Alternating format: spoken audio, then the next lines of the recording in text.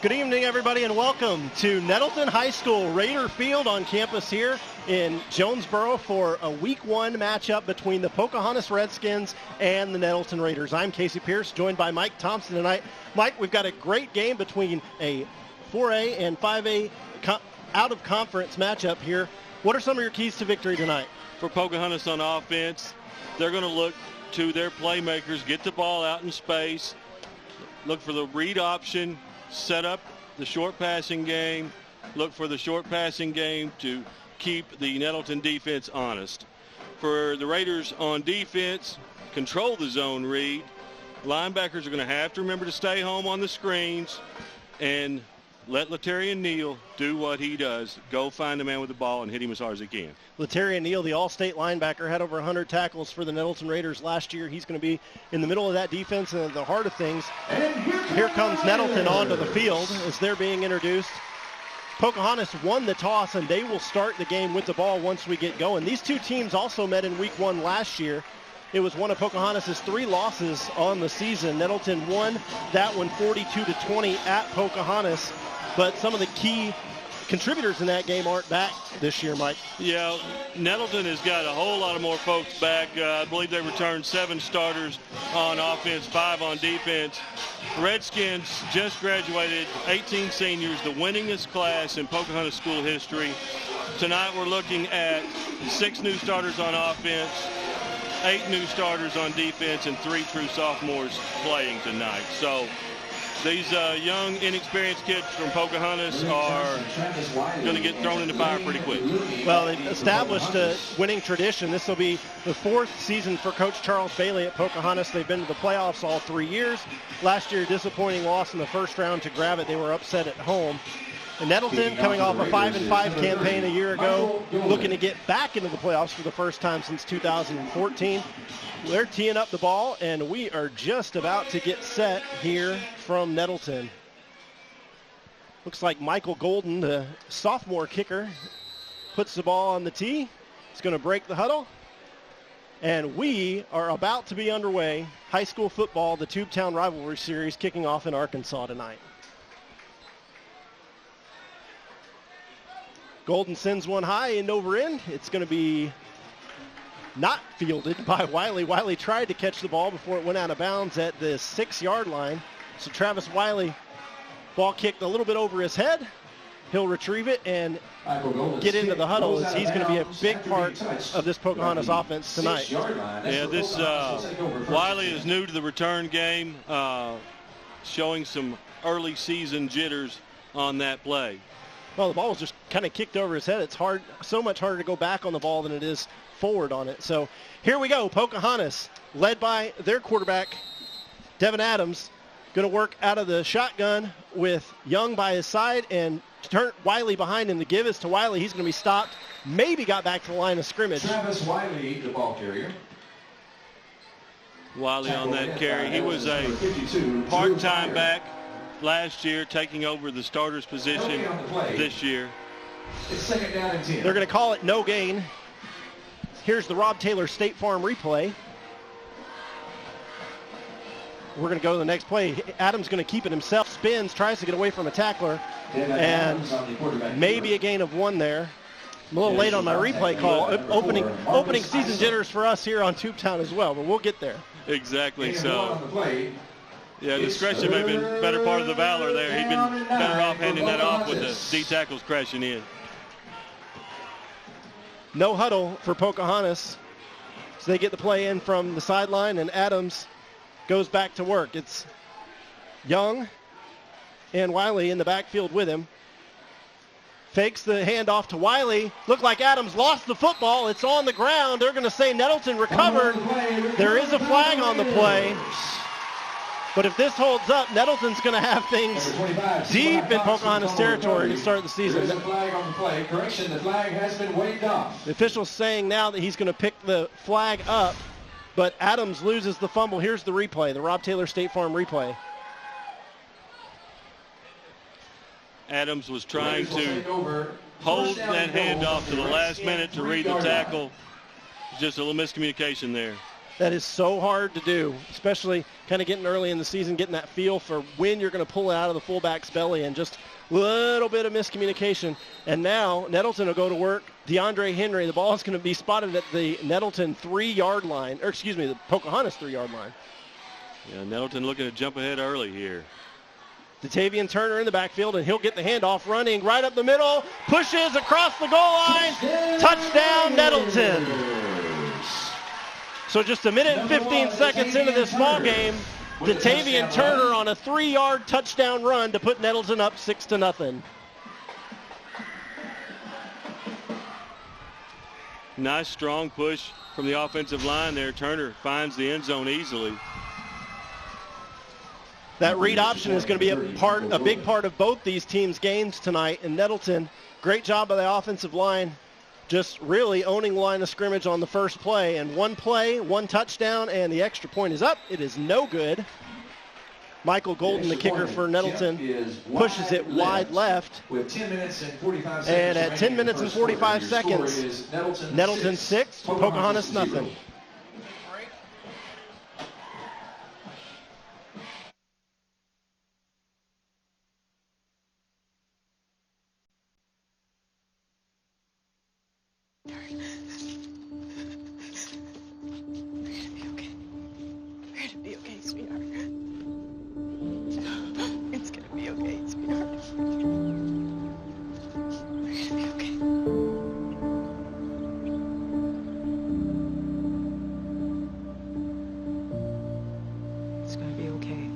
Every 8 minutes, the American Red Cross provides a place to stay, financial assistance, and hope. Help now.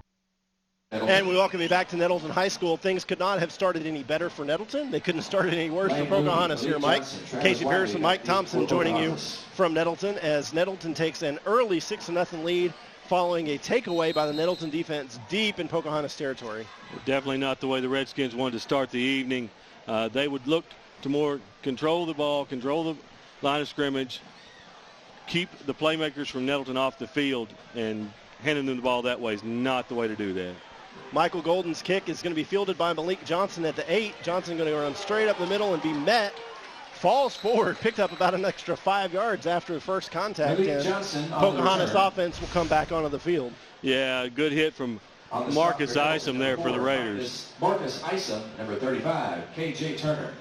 So Pocahontas goes back to work. They'll start the drive. Looks like it'll be the 23-yard line on the Rob Taylor State Farm replay you're just seeing there. From the 23. So Adams to work out of the pistol with Wiley behind him. 3 receiver set to his left. Adams barks the signals. Now back to pass. The left-hander rolls, looks to his left, throws the ball up. It's up for grabs and almost intercepted. Antonio McBroom on the coverage for Nettleton, and Pocahontas might have gotten lucky that they didn't have another turnover there. Yeah, Sunshine Fletcher went up to get that ball, but he turned into a defender real quick on that pass play. So it'll be 2nd and 10, Pocahontas, from their own 23-yard line. Same set, 3 receivers to Adams left. He's going to roll that way. Looking downfield, now pulls up and fires. Airs the ball out, and this time it is going to be intercepted by McBroom. The Redskins pass is intercepted this time by same exact play, different result that time.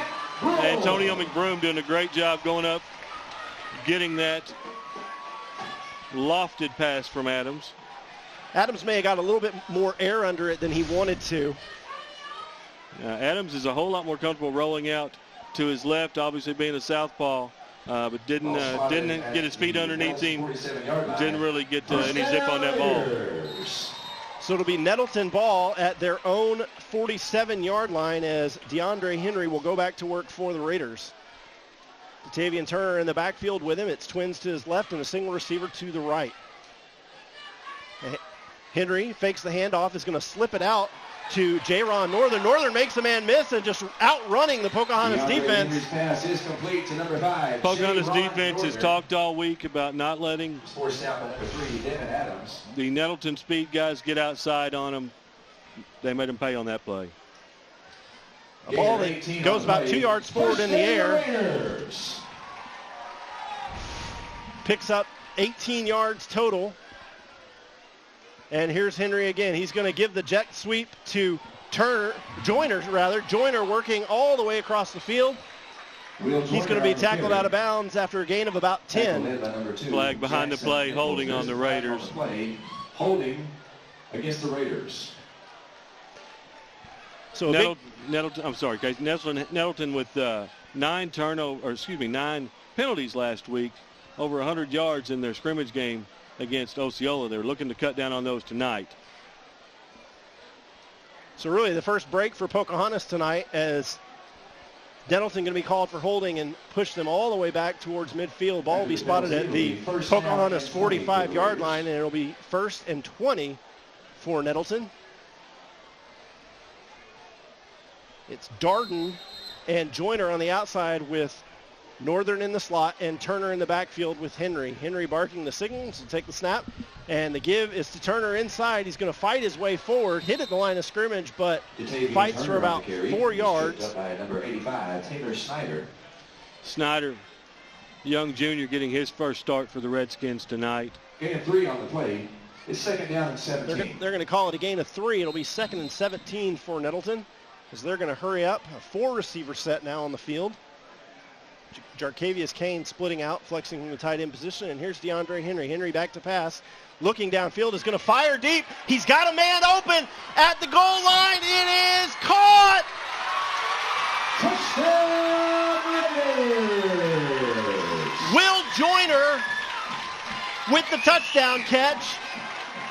A big play, big strike by the Nettleton Raiders. DeAndre Henry's pass complete to number 11, Will Joyner. Derek Adams stumbled a little bit there at the end of that. Allowed Joyner to get behind him. So DeAndre Henry going for the home run early and gets it. We got some movement on the line as they attempt the extra point. They're going to back it up 5 yards and try it again.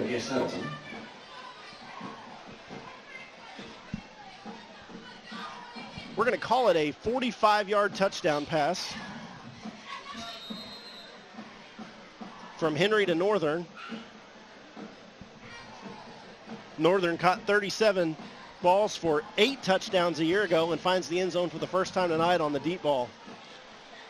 Yeah, Henry against Pocahontas last year, 11-16, 152 yards and 3 TDs. He started off hot tonight.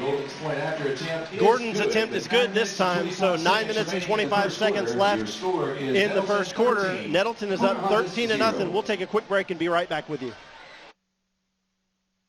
Stay in the game with the Ritter Communications Triple Play. Catch all the action with Ritter Digital TV. Tons of sports channels plus DVR to watch games on your schedule. Track your teams and check out video highlights with mega fast internet speeds up to 100 meg. Plus talk sports all you want with Ritter Phone with unlimited local and long distance calling. Get the winning combination. Call or visit RitterCommunications.com today for Ritter Triple Play. 9 minutes and 25 seconds left in the first quarter here from Nettleton Raider Field, and it has been all Raiders early as Nettleton, 2 takeaways on defense, has turned into 2 touchdowns and a quick 13-0 Nettleton lead over Pocahontas. I'm Casey Pierce, joined by Mike Thompson. Mike, this Pocahontas offense has to find something and find something in a hurry as they start their 3rd possession of the night. Yeah, they put themselves in a hole already. Need to answer here or this thing could get out of hand before the end of the first quarter. We'll have an illegal procedure penalty as Michael Golden's kickoff goes out of bounds. Kick sails out of bounds. And Pocahontas will start. Take over 1st and 10 from their own 35.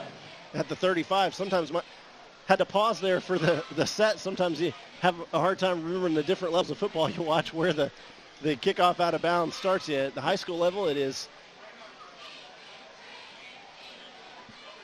Well, I don't think you were the only one confused because the refs were about to spot it on the wrong hash. So and once again, kind of waiting to get that right. So decent field position for Pocahontas as they start their 3rd drive of the night, and it's going to be Adams working with Malik Johnson in the backfield now. And Adams going to swing it out to Jaden Young, and he's going to be met at the line of scrimmage, maybe a gain of 1. Bring up 2nd and 9. Nettleton coach Hampton been talking all week about stopping number 21 for the Redskins. They're really going to key on him. Keandre Gordon. Gain of 1 at 2nd and 9. Johnson will stay in the backfield with Adams as movement by Nettleton, but they were able to get back onside. Read option. Adams is going to keep it and work to his right. Shakes a couple of defenders, cuts back inside, and a nice little run there by Devin Adams is going to pick up about 5, I believe. C.J. Cleary and Philip Anderson on the stop. Adams showing good patience there, working his way downfield.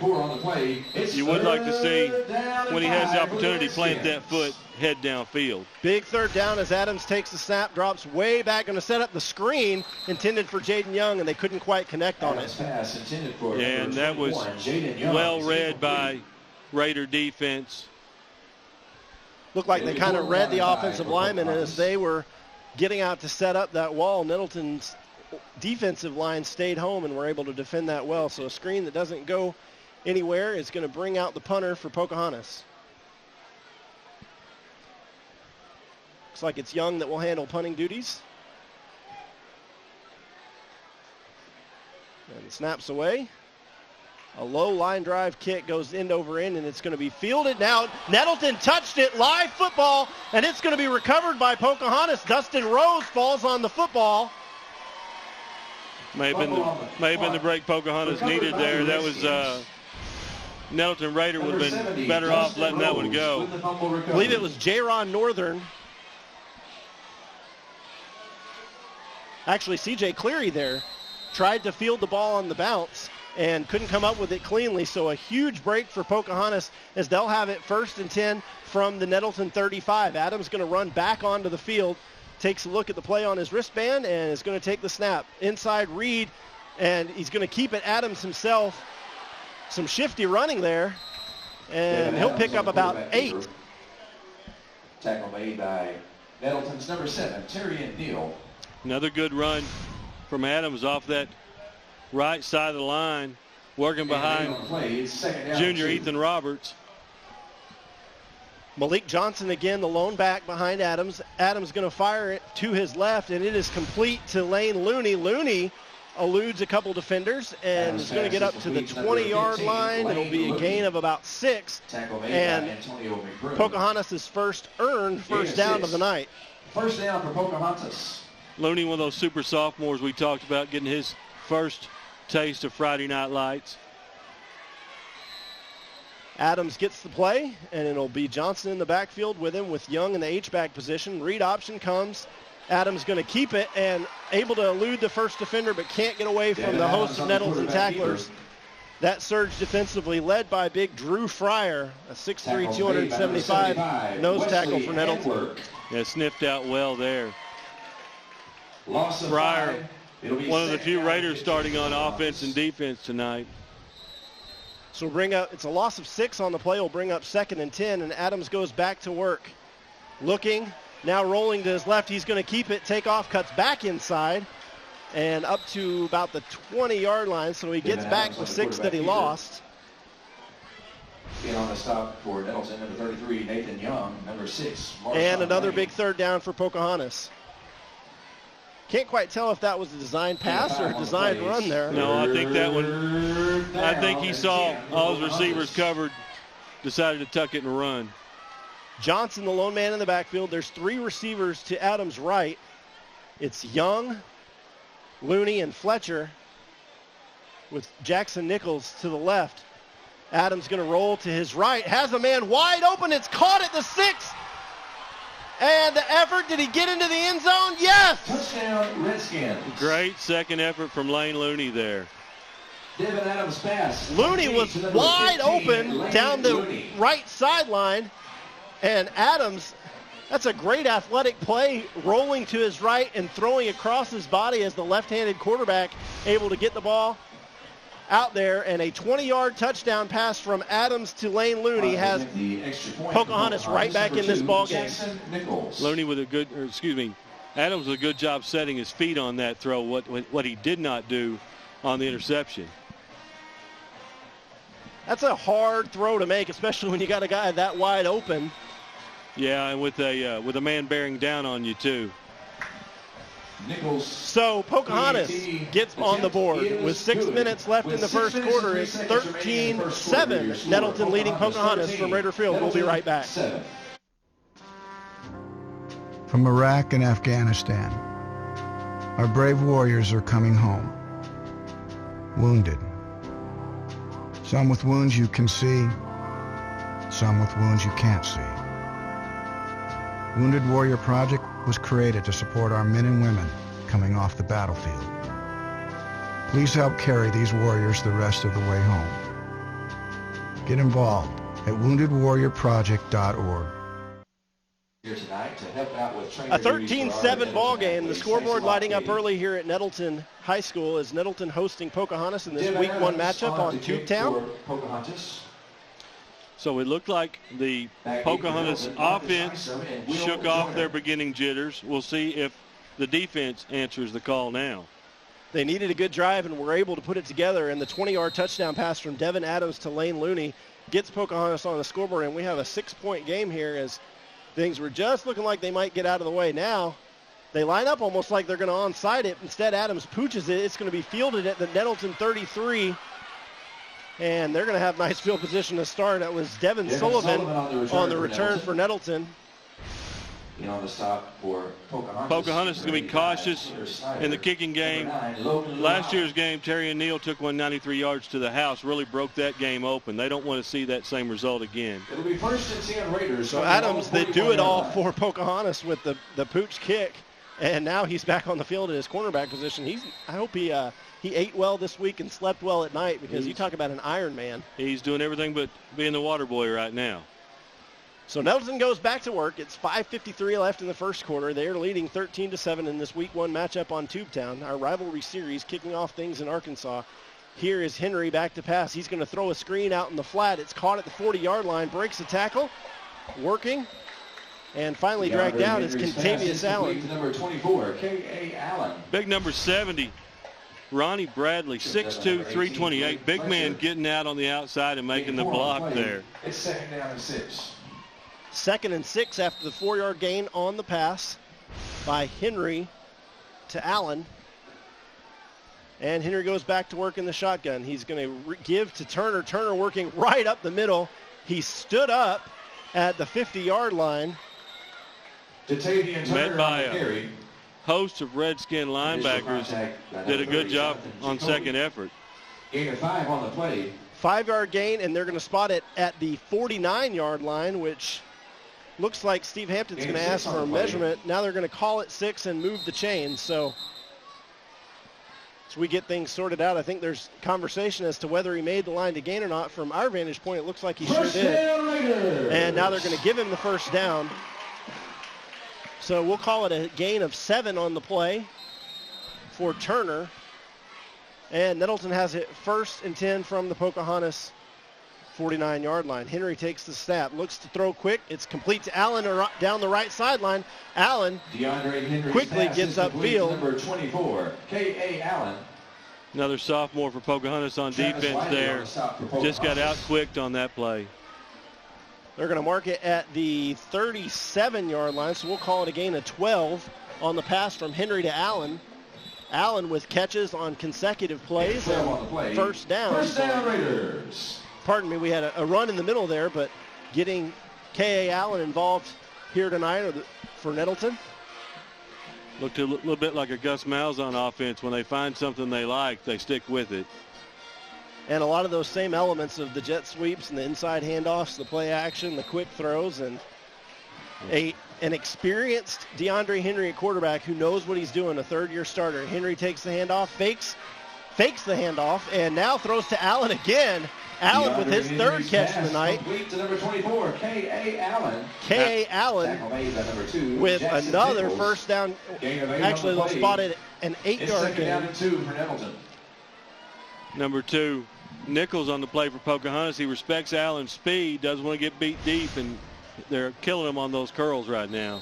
Nettleton with a big 40-yard touchdown pass on the second drive of the night. It looks like they've kind of maybe backed Pocahontas out. Now going to pick them apart underneath if they have the opportunity. Henry rolling to his left, has a man over the middle. It's complete to Kane. Kane turns up the field, and it's going to be another first down for Nettleton. Kane doing a good job finding a soft spot in the middle of that Redskin secondary. Lane Looney on the stop for Pocahontas.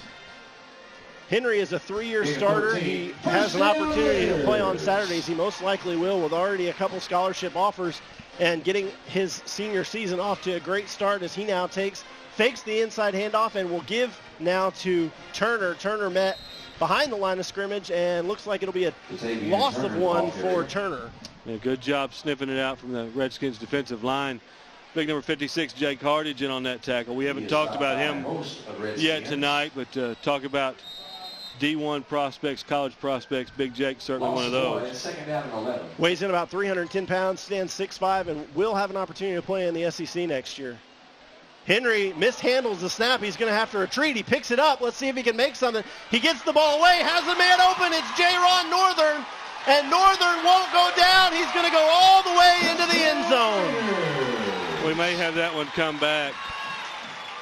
Flag on the play right around the goal line. Complete to number 5, J-Ron Northern. There is a flag on the play. Henry mishandles the snap, retreats to get it, picks it up, eludes a defender bearing down on him, and completes the ball out to J-Ron Northern. Now, it will be a block in the back against Nettleton, so they will take the touchdown off the board, but I believe still enough for a first down for Nettleton. We'll see where they spot it. I believe you're right. Henry doing making lemonade out of lemons right there. That's why you say that. Got a good pick from the referee in that play also, but doing a great job there.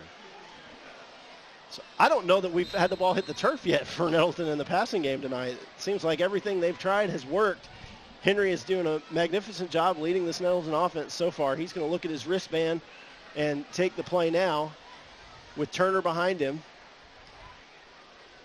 Henry fakes the handoff to Turner, looks, and now he's going to pull the ball down and run. He's got some daylight. Henry into the end zone. Touchdown, Raiders. Henry on the carry. Touchdown, Raiders. Redskins don't have an answer right now when Henry decides to head downfield.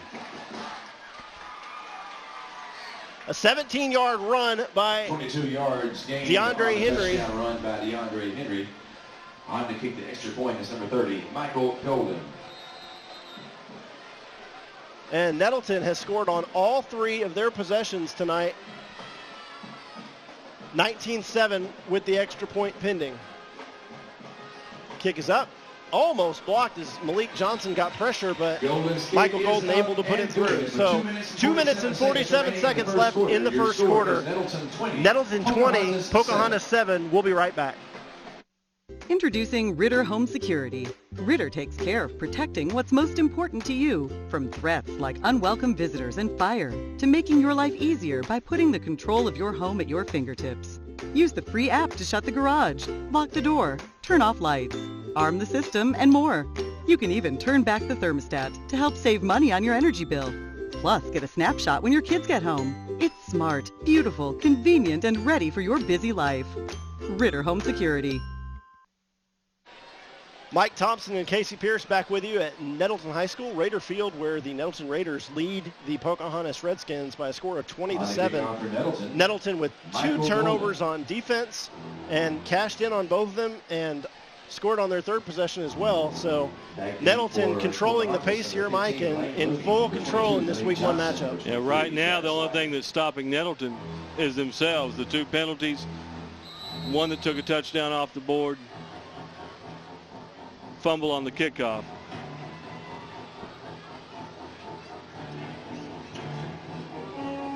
Michael Golden tees it up and prepares to kick it off for Nettleton. High end over end kick. Travis Wiley fields it over his shoulder at the 8-yard line and will turn upfield. Has a little bit of room and will be brought down at the Pocahontas 20-yard line, where Pocahontas will go back to work. Number 15, Lane Looney, down on that play. Pocahontas already short-handed with a couple of linebackers and a wide receiver sitting out this game. They can't afford to lose too many more. One of the hard things about playing up in classification as Pocahontas is tonight, they're going to dress about 43, as you said. Nettleton goes about 68 deep. So a lot of these Pocahontas kids playing both ways tonight as Adams now looks to pass, launches downfield, and it's broken up. The pass intended for Jaden Young, and a nice defensive play there by Philip Anderson. Jaden well covered there. Nettleton defenders playing bend, don't break defense. Good job there. It's 2nd down and 10 for the Redskins. You talked about Pocahontas having a lot of kids go both ways. Nettleton only has 2 players, I think, going both ways. Definitely going to see if that conditioning program in the summer has paid off. Adams with Young and Wiley in the backfield. The give is to Wiley, working straight up the middle and breaks a couple of tackles. A nice run there by Travis Wiley. His best carry of the night. Definitely so. The best play from anybody not named Devin Adams so far. For Nettleton, gain of 8. Straight inside handoff is good for 8, and a big 3rd and 2 coming up here for Pocahontas. It'll be Young and Wiley in the backfield with Adams. 2 receivers to his right. They hand off to Wiley. He's stuffed at the line of scrimmage, and he's not going to pick up the first down. Travis Wiley on the carry. Ty Cox. He's stopped by Nettleton as number 25. Pocahontas throwing on first down there, trying to stay ahead of the chains, make those 2nd and 3rd a little bit easily convertible, not paying off there. T.Y. Cox with the stop, a big stop for Nettleton on 3rd and 2, and it'll bring up 4th and 1. They did give Wiley a 1-yard gain on the play, but not enough to pick up the first down, and Pocahontas going to have to punt it away. Young lunges one, and it's going to be fielded by Nettleton. Picks up a block, and the flags are out. J-Ron Northern with a big return, but this one's going to be coming all the way back. Northern going to be tackled at the 12-yard line, so we're going to have a horse collar tackle at the end of it. We'll have a block in the back, way back where the ball was fielded at the Nettleton 40, but also a horse collar at the end of the play, so we're going to have a lot to sort out here. And right here in front of us on the 50, we've got a Pocahontas player still down, number 30, Jonathan Jacoby. He got caught on a peel-back block, and he's still down. And that may have been what they called the penalty on a defenseless. Fortunately, Jonathan Jacoby gets up and is walking off the field on his own, but took a big shot there.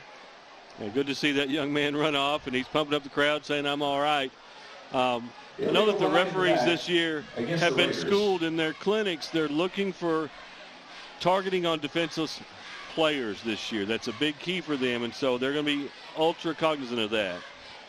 Nettleton coach Steve Hampton all the way out on the field talking with the officials as we have a block in the back penalty at the 38-yard line. The flag's down, and looked like to me a horse collar that was called all the way at the 12-yard line where Northern was tackled, but we'll see where they end up spotting this thing. It has been a rampant pace this first quarter as we've had 4 touchdowns, 3 turnovers, and just a back and forth battle here dominated by Nettleton in the first quarter. And if Nettleton hadn't had those 2 scores taken off the board, we'd be looking at a landslide right now.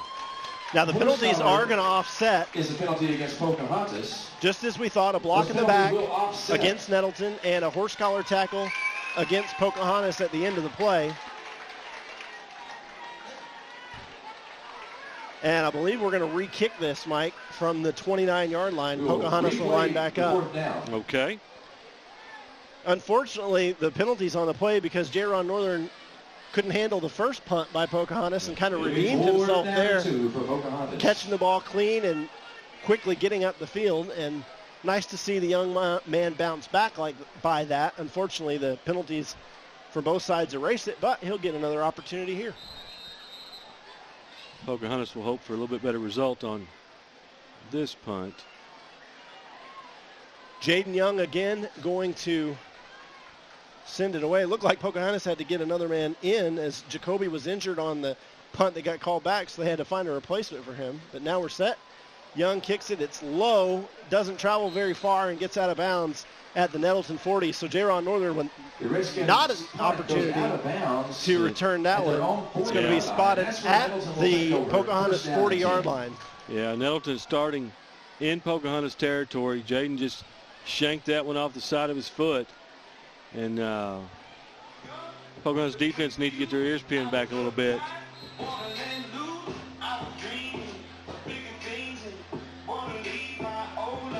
Nettleton looking to make it happen again as their 4th possession of the evening, and has scored on their first 3.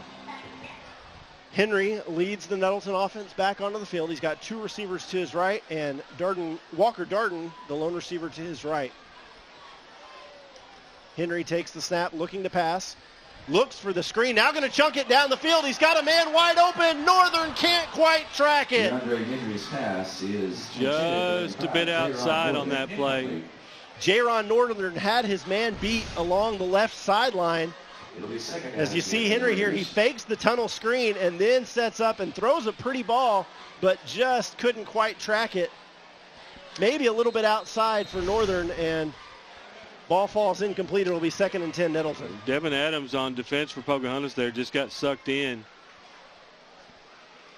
Henry, now they run the jet sweep to Will Joyner. Joyner makes a man miss, gets to the outside, and is finally going to be wrestled down by Jackson Nichols. But not before a 15-yard gain. Good job by Nichols there, getting off that block. A potential touchdown saving tackle.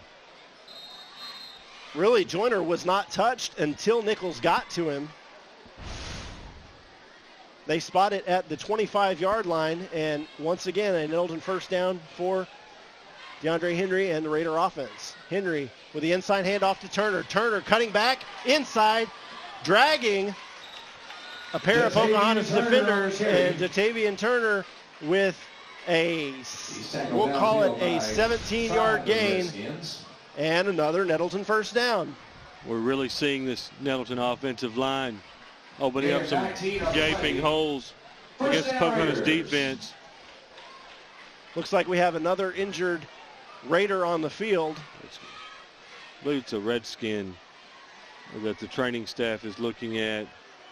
We talked about this Nettleton offensive line, Casey. Veteran line, average right at 290 pounds. That's big. I don't care what level of of Arkansas high school football you're playing in. They have really set the tone tonight, both in the protection, giving DeAndre Henry plenty of time to operate in the pocket, and also in the run game, as pretty much everything from the running back position has been straight off guard, off center. Yeah, they haven't had to get really cute because they've been really successful with just the vanilla bread and butter. Looked like it was Lake Fletcher shaken up on the play. He's able to get to the sideline on his own power, fortunately. So it'll be 1st and goal from the Pocahontas 7 as we get back to play. DeAndre Henry looking at the play on his wristband, directing traffic with Turner. And the pop pass over the middle, complete to J-Ron Northern. Touchdown, Nettleton. DeAndre Henry's pass complete to number 5, J-Ron Northern. J-Ron Northern, hard to keep up with on that quick slant. Henry knew what to do with the ball when he got it. A 7-yard touchdown pass from DeAndre Henry to J-Ron Northern. It's Northern's 2nd touchdown catch of the night, and it's a 26-7 lead pending the extra point. Play action and a quick throw right over the middle. Northern working out of the slot with an easy pitch and catch. Golden's extra point attempt is up and good. A penalty on the play. Golden's kick is up and good. So we'll hang tight just a second. The first quarter has expired. We'll get the call on the penalty. It is against Nettleton. And I believe it will be in. Both teams are going to the sideline, so I'm going to assume it'll be assessed on the kickoff. So at the end of one quarter of play, it's all Nettleton. The Nettleton Raiders lead 27-7 from Raider Field. We'll be back in just a moment. My late friend James Gandolfini and I got to know a lot of combat vets over the years when we were in Iraq and in Afghanistan. And it guts me to know that 22 of you are taking your own lives every day. Yeah, I play tough guys in the movies, but you are the real tough guys. And the toughest thing to do sometimes is look for help. I want you to know, reaching out is an act of strength. And our friends at Wounded Warrior Project are here to help. You don't have to go it alone. Tubetown's Rivalry Series welcomes you back to Raider Field on campus of Nettleton High School. Casey Pierce alongside Mike Thompson as we have a 27-7 Nettleton lead. Nettleton just struck for the fourth time as the Raiders have dictated the pace on both sides of the ball tonight and just kind of dominated the first quarter of play, Mike. I've got unofficial stats. Raiders with 177 yards total in that first quarter. 77 on the ground, 100 through the air, most of that on that big 45-yard pass play. Nettleton has done just about anything they wanted to on offense tonight. They've really made things difficult on Pocahontas, and give Nettleton a lot of credit. DeAndre Henry is one of the more talented quarterbacks at this level, especially in this region, and we knew that coming in, and we have definitely seen his talent take over tonight. The ball is touched, and Pocahontas is just going to eat it. It's Adams fielding the ball at the 36-yard line. It looked like it was touched by the up man, Fletcher. Adams had no chance but to fall on it.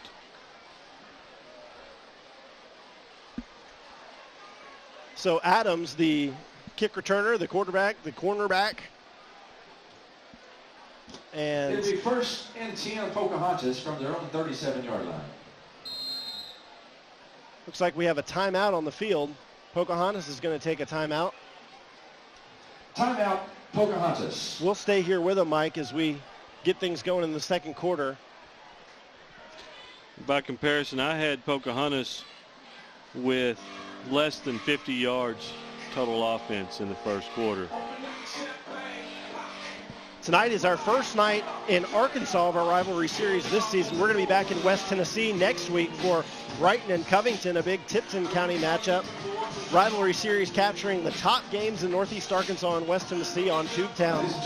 Some really exciting games on our schedule you see throughout the season. We're going to have 6 games in Arkansas, 4 in Tennessee. Some of the biggest matchups. We'll have Nettleton again later in the season. We'll be here as they host Valley View. Nettleton later in the season. Looking forward to that West Memphis Jonesboro game. And to close down the year, Walnut Ridge and Hoxie, always a big rivalry game. So yeah, great Tubetown Rivalry Series lineup this year. 2017 Nissan Armada, where luxury meets affordability. Also, a lot of exciting matchups, and we kicked one off with a big one tonight here in Pocahontas, in Nettleton. Nettleton and Pocahontas squaring off. As we're getting ready to resume action, Adams in the pistol, and Malik Johnson is the back behind him. Adams going to take the pass. The snap drops straight back and hit Johnson, but he's going to be tackled before he gets going. Trying to work in Johnson on that screen game again, and again it was sniffed out by T.Y. Cox. Tried to throw the middle screen, and it just was not there, as a great read by T.Y. Cox. Stayed with his man the whole way, and a loss of 1 on the play makes it 2nd and 11, Pocahontas. Adams now looking, moving, having to try and buy some time. Now he's going to take off, and he's going to be met at the line of scrimmage. Taken down. He is tripped up by Nettleton's number 4, Marcus Isom. Play breaks down on him. He decided to tuck his head and run, lost a yard. There's a flag on There's the a play. flag at the 46-yard line. It's kind of in the area of illegal contact as the quarterback is back there running around. Now, was he outside the pocket? That's one of those hard ones to call, but once the quarterback breaks that contain, gives the defender a little bit of opportunity, but they are going to call illegal contact on Nettleton. Terrian Lane doesn't like the call. Defensive holding against the Raiders. Neil vehemently disagreeing with the referee on that call. I think Coach Hampton will also. Coach comes out to midfield to give the official his flag back. He sticks it in his pocket, and they're going to mark off a 10-yard penalty. I think that 10-yard penalty will be Pocahontas' second biggest gain of the night so far. That's right. Now, that is not an automatic first down, at least the way that they're marking it. So it will be 2nd and 1 for the Redskins as Adams and Fletcher in the backfield now. Adams takes the snap, fakes the handoff to Fletcher, and is going to roll to his right. Tries to stiff arm Neal, but to no avail. Terry and Neal, the All-State linebacker, tracks Adams down, and not sure if Adams was able to get back to the line of scrimmage on that or not, Mike. I don't believe so. Attrition already playing his part for the Redskins. Lane Looney went out of the ball game, hasn't come back. We've seen 2 more true sophomores take the field for Pocahontas right now. So depth is getting tested tonight. That's a play where Terry and Neal, you talk about his nose to the ball, it really shows up and forces Pocahontas into a 3rd and 1. Adams fakes the inside handoff, is going to keep it himself, makes the first defender miss, and falls forward. It's going to be interesting to see where they spot this thing. The far side linesman is going to mark it as a first down. Now the near side linesman is going to mark it for no gain, and it looks like it's going to be 4th and 1. Pocahontas looking like they're going to leave their offense on the field. It'll be leaving the offense on the field on the Nettleton side of the field. Coach Beatty may be thinking right now. Marshawn Lane with a great defensive play for Nettleton, holding his ground and making Adams cut the ball back inside. If Adams is able to get the corner, he probably picks up that first down easily, but Marshawn Lane with a really nice play for the Raiders. Assignment football, Mike. Stay in your lane. Find your man. So they're going to bring the sticks out and give this a measure. I'm going to say it's about a yard short. They haven't pulled them tight yet. It's really close. And it is going to be about a half yard short. Okay, your first yardage read of the season, and you were right on. So you're 1 for 1 right now. I want to stop now. It will be 4th down and so it'll be 4th and 1, and at this point, you have to leave the offense back on. It doesn't do you much good to buy 20 or 30 yards in field position when you're down 3 touchdowns early in the second quarter. Can't argue with Coach Charles Beatty on this one, trying to get his offense going. You know, what we've seen them be successful with so far is Adams on the read option. That's about the only thing that's worked up to this point. They've thrown just about everything at Nettleton, but the Raiders defense has been fast to the ball and has been assignment sound tonight. Not any breakdowns, and really avoided giving up the big play, save for the 20-yard touchdown pass. Pocahontas' only score. The fans come to their feet here on 4th and 1, cheering on their Raider defense. Adams going to take the snap. They give inside handoff to Johnson, and it's sniffed out and stuffed. Yeah. Johnson on the carry. He's tackled in the backfield by number 6, Marshawn Lane. Marshawn Lane, we mentioned his name earlier, and comes up with another big play on 4th down to lead the charge. Marshawn Lane on that little run blitz from his outside linebacker slot. Pocahontas really back on their heels at this point. So Pocahontas unable to convert the 4th down, and Nettleton going to take over at the Pocahontas 45-yard line. 1st and 10. DeAndre Henry going to lead his Nettleton offense back onto the field.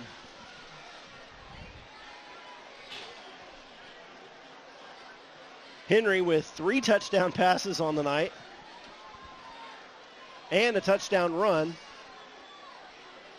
The leader of this Nettleton Raider offense has earned his work tonight and gets Nettleton going again. Back to pass, going to look downfield, fires the ball deep and intended for Will Joyner. Flag comes out. They're going to get offensive pass interference on Joyner. I was going to say offensive pass interference there. Great job on the play by Devin Adams. The Pocahontas quarterback, also playing corner, had inside position, and Joyner just pushed him in the back to break it up. And Henry, with his first mistake of the night, against Nettleton, been pretty perfect up to this point. Well, they beat Adams a couple times down that sideline for the long play, connected on one, missed on another, tried to go after him again, and couldn't connect. Yeah, I think he learned from his first mistake. You have to give him credit for the way that he did respond there and not biting on the play action, staying home and running with the receiver. Yeah, he could have not held his water and bailed on that one. They marked it off as a 10-yard penalty. Charles Beatty coming out and having some discussion.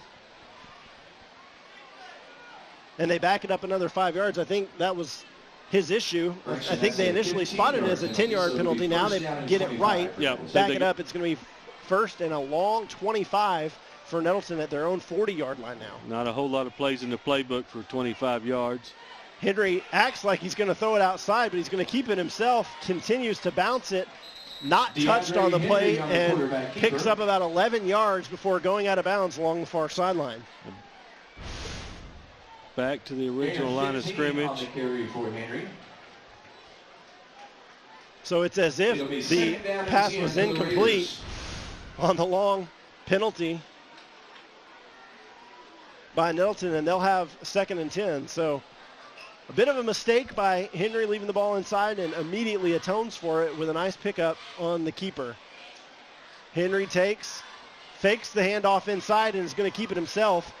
And again with another big run, eluding defenders, stiff-arming another, now spinning to the outside, refusing to go down before he's finally dragged out of bounds. 32, Brian Lim on the tackle. He missed an arm tackle, hustled to get back downfield. Gain of 19 on the play. A 19-yard gain on the quarterback keeper. It's DeAndre Henry refusing to go down, and he's done it with his arm. Now he does it with his legs, dictating the pace of this ball game, whatever basically he's wanting to do tonight. DeAndre Henry, the standout quarterback for Nettleton.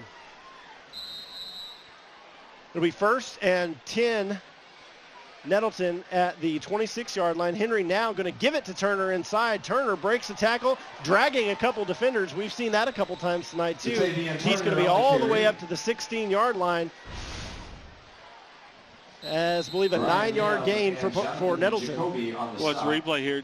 Turner does a good job working to the outside, threading his way, and then when he puts his head down, plants that foot, dragging the defenders like you alluded to.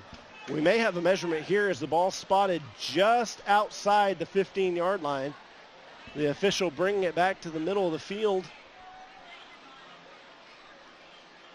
If I'm 1 for 1, I'm going to try and make it 2 for 2. Now they're telling him to move the chains. As I was going to say, it looked like he did make the line to gain, and now they are giving it to him. So a 10-yard gain by Turner.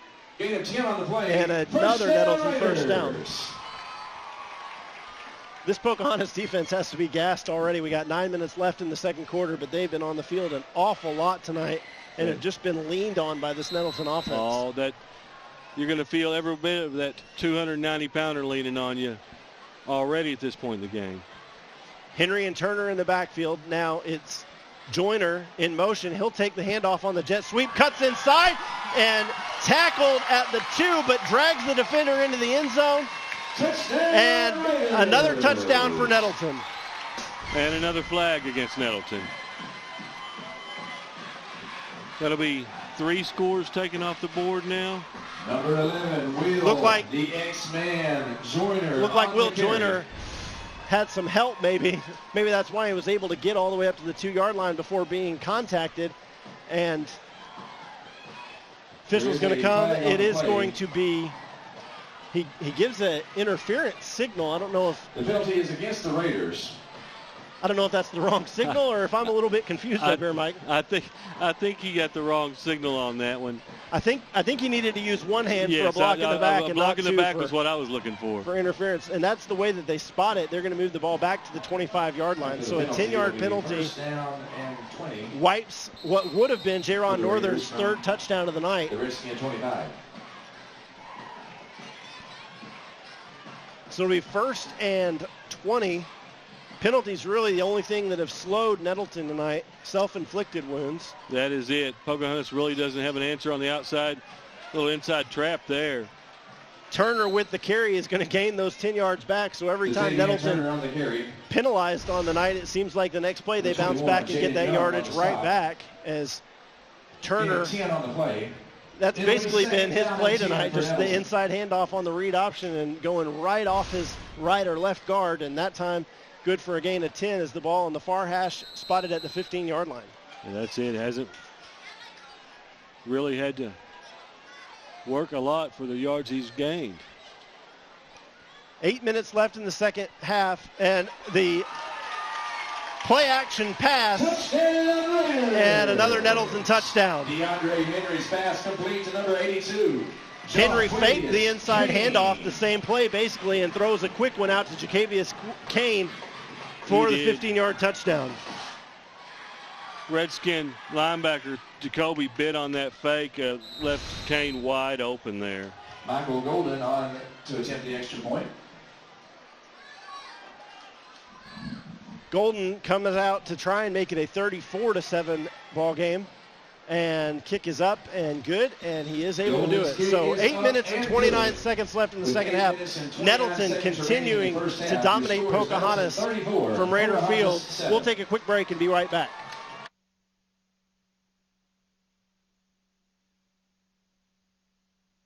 Stay in the game with the Ritter Communications Triple Play. Catch all the action with Ritter Digital TV. Tons of sports channels, plus DVR to watch games on your schedule.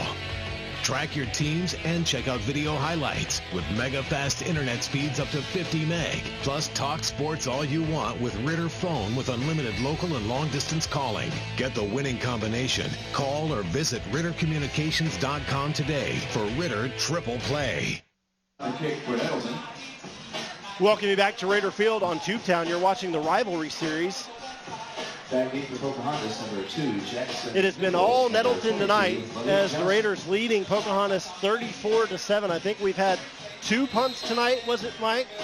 And other than that, Nettleton hasn't punted yet. They've scored on every possession they've had. They've scored on every possession they've had. I don't know what the time of possession is, but I would think it's overwhelmingly in Nettleton's favor right now. Kick's going to be fielded by Adams. Tries to work away from an Nettleton defender. Loses the football, and the official's going to say he's down. The official quickly coming in to say that Devin Adams was down before the ball came out. And Pocahontas avoiding what could have been another pretty big mishap. Another catastrophe, leaving Nettleton on the doorstep at the 22. From their own 23. 34-7 is your score. 4 touchdown passes for Henry tonight. DeAndre Henry, the senior quarterback from Nettleton. He's led these Raiders to a 34-7 second quarter lead. Adams going to fake the handoff and roll to his left. The left-handed quarterback going to have to avoid a defender. Gets away from the first, gets away from the second. Again, loses the football. But they're, again, going to say that he was down. Adams on the keeper. Looking for Wiley. Curling off on the little out. Decided to keep. 3 on the play. It'll be 2nd down and 13 for Pocahontas. Just good pursuit across the board from the Nettleton defense there. Called a loss of 2 for Pocahontas to go bring up 2nd and 12 for the Redskins. Now Adams takes a snap. Tries to throw the middle screen, and he does. It's caught by Young. Young working all the way out across the 30-yard line and close to the first down. Really, Pocahontas has tried several times to set up that little inside screen game tonight. That's really the first time they've been able to do so. Yeah, and the first one to Young, a little bit more successful. 3rd down and 1 for Pocahontas. 3rd and 1 from the Pocahontas 33-yard line. Clock stopped at 7 minutes and 27 seconds. It has been a long night already. We're just in the second quarter of play. Timeout for a measurement. Actually, we're going to have a measurement on the field. They're going to bring the chains out. I'll again call him short. Let's see how my eyes are from this distance, Mike. I think you're right on that one also. I think he's going to come up about a half a yard short. Stretch the chains out, and it's a half yard. So, first down, Pocahontas. Well, the official signaled first down, but I think he meant to hold up 3 fingers. Correction. Yeah, he's struggling with his signals in the early going tonight. He confused our friend Craig Miller, the PA announcer here at Nettleton, by signaling first down, but in actuality, he corrects himself, holds 3 fingers up. Correction, it is not a first down. It is short of the first down marker. It will be a third and 1 for Pocahontas situation for the Pocahontas Redskins. Pocahontas trailing 34-7. 7 minutes and 27 seconds left in the second quarter from Raider Field in the kickoff of the Rivalry series on Tubetown. Big third down play. Actually, it's going to be about 3rd and inches. Adams takes the snap, gives to the first man through. It's Johnson. Malik Johnson on the run. Johnson dives forward just across the 35-yard line. It's going to be good for a first down. Here's your Rob Taylor Insurance replay. Just runs up the back of big Quan Lee on that play. Adams now back to work in the shotgun, looks to pass, has a man open. It is juggled and now caught by Lake Fletcher. Fletcher with the catch and run out across midfield, and it'll be a first down for Pocahontas. Just an outstanding play by Fletcher there to keep control of that ball. Pocahontas going to try and go with a little bit of tempo, no huddle, and quickly get back to the line of scrimmage as Adams barks the signals and will take the snap again. Back to pass again. Now tries to set up the screen, eludes a defender, and tucks the football. He's going to take off across the 40 and pushed out of bounds, but Adams, with perhaps his best run of the night, gets across the 35-yard line in Nettleton territory. We'll call it a 14-yard gain for Pocahontas and another first down. Fletcher missed the blitz pickup there. Once again, Adams having to tuck it, do it for himself.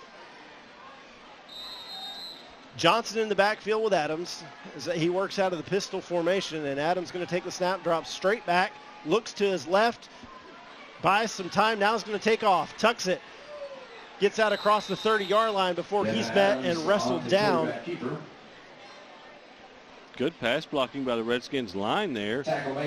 Adams had plenty of time. You know that clock in his head was going 1,000, 1,000, got to run now. And made a good decision. It looked like the coverage was good downfield by Nettleton, so Adams wisely tucking and getting what he could, a gain of about 5. And Pocahontas putting together their best drive of the night now as Devin Adams has the Redskins on the move. Doesn't like the look they get on 2nd and 6, and Adams is going to call timeout. We'll take a quick one with you and be right back from Raider Field. Until you've seen how fast it really is, some people's reaction to Ritter's 100 megabit internet might be like, 100 mega, huh? Here's how we describe it. Mega beautiful, mega fast, mega blast, mega party, mega Ritter. There's no end to your online possibilities with up to 100 meg internet speeds. In a word, that means mega fun. If you're not getting your high-speed internet from Ritter, you should. Call 888-336-4466 today. Only from Ritter Communications. Right by you. Tubetown's coverage of the Rivalry series, kicking off our Arkansas coverage tonight at Nettleton High School as the Raiders host the Pocahontas Redskins, and Pocahontas putting together their best drive of the night as they trail 34-7 with 5 minutes and 40 seconds left in the second quarter. I'm Casey Pierce, joined by Mike Thompson. Mike, what do you think about this Pocahontas offense? Finally got it going a little bit. They've got it going right now, and right now they're just wanting to eat a little bit of clock up. They'd love to take another 5 minutes and 40 seconds and score as the halftime horn goes off. Nettleton going to get the ball back to receive the second half. Yeah, Pocahontas won the toss and elected to receive, so Nettleton will get a chance to start the second half, so makes it all the more important that Pocahontas able to close that gap just a little bit here.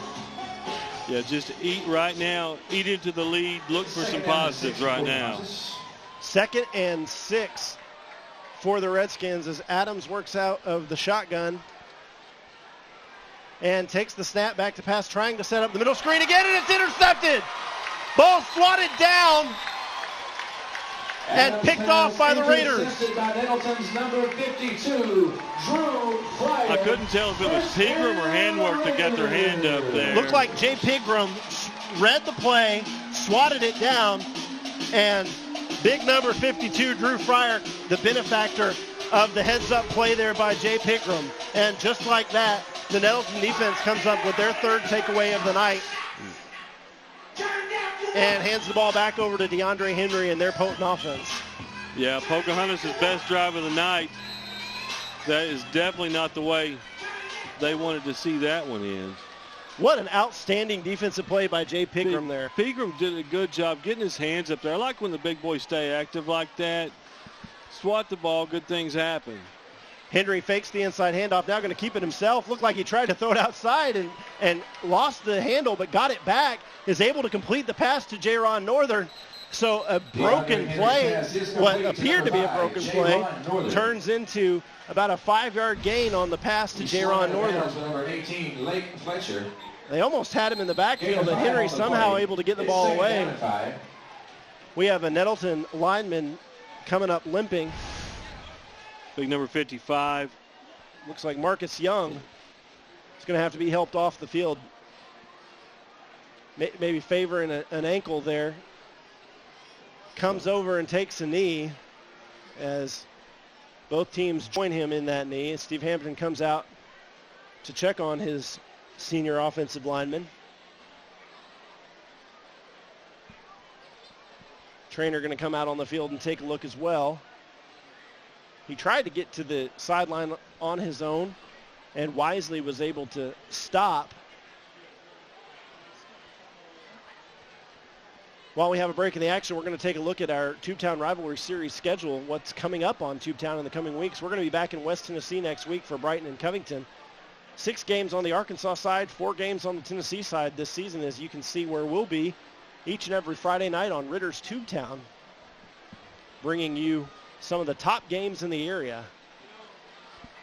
We haven't talked a lot about state rankings up to this point. On the preseason rankings, I believe Nettleton ranked. Well, of Hooten's had them 16 out of 32 teams in Class 5A. Pocahontas, I believe, was in the top 10. 11 by Hooten's, I believe. Both teams ranked in the Jonesboro Sun, best 7 under the sun. Pocahontas was actually ranked ahead of Nettleton coming into this game. Probably will not be the case next week. Probably will not be. So the big man, Marcus Young, helped off to the sideline, and we're back to resume 2nd and 5 from the 50-yard line. DeAndre Henry fakes the handoff, going to keep it himself, makes the first man miss, now slides out of the second tackle, loses the football. I believe Will Joyner able to grab the loose ball, so almost a disastrous play by Nettleton, and once again the ball just seeming to bounce the Raiders' way all night. They have got every bounce tonight except for that one fumble on the punt return. 3rd down and 1 for Nettleton. Now DeAndre Henry going to come off the field. Cade Carter, a sophomore, is going to come in and take some snaps. It didn't look like Henry was injured. Maybe just be a situation where you want to get your young sophomore some live game action in a 34-7 contest. Yeah. And makes it easy on him as Carter gives to Turner. Turner breaks away, and a 46-yard touchdown by Jadavian Turner.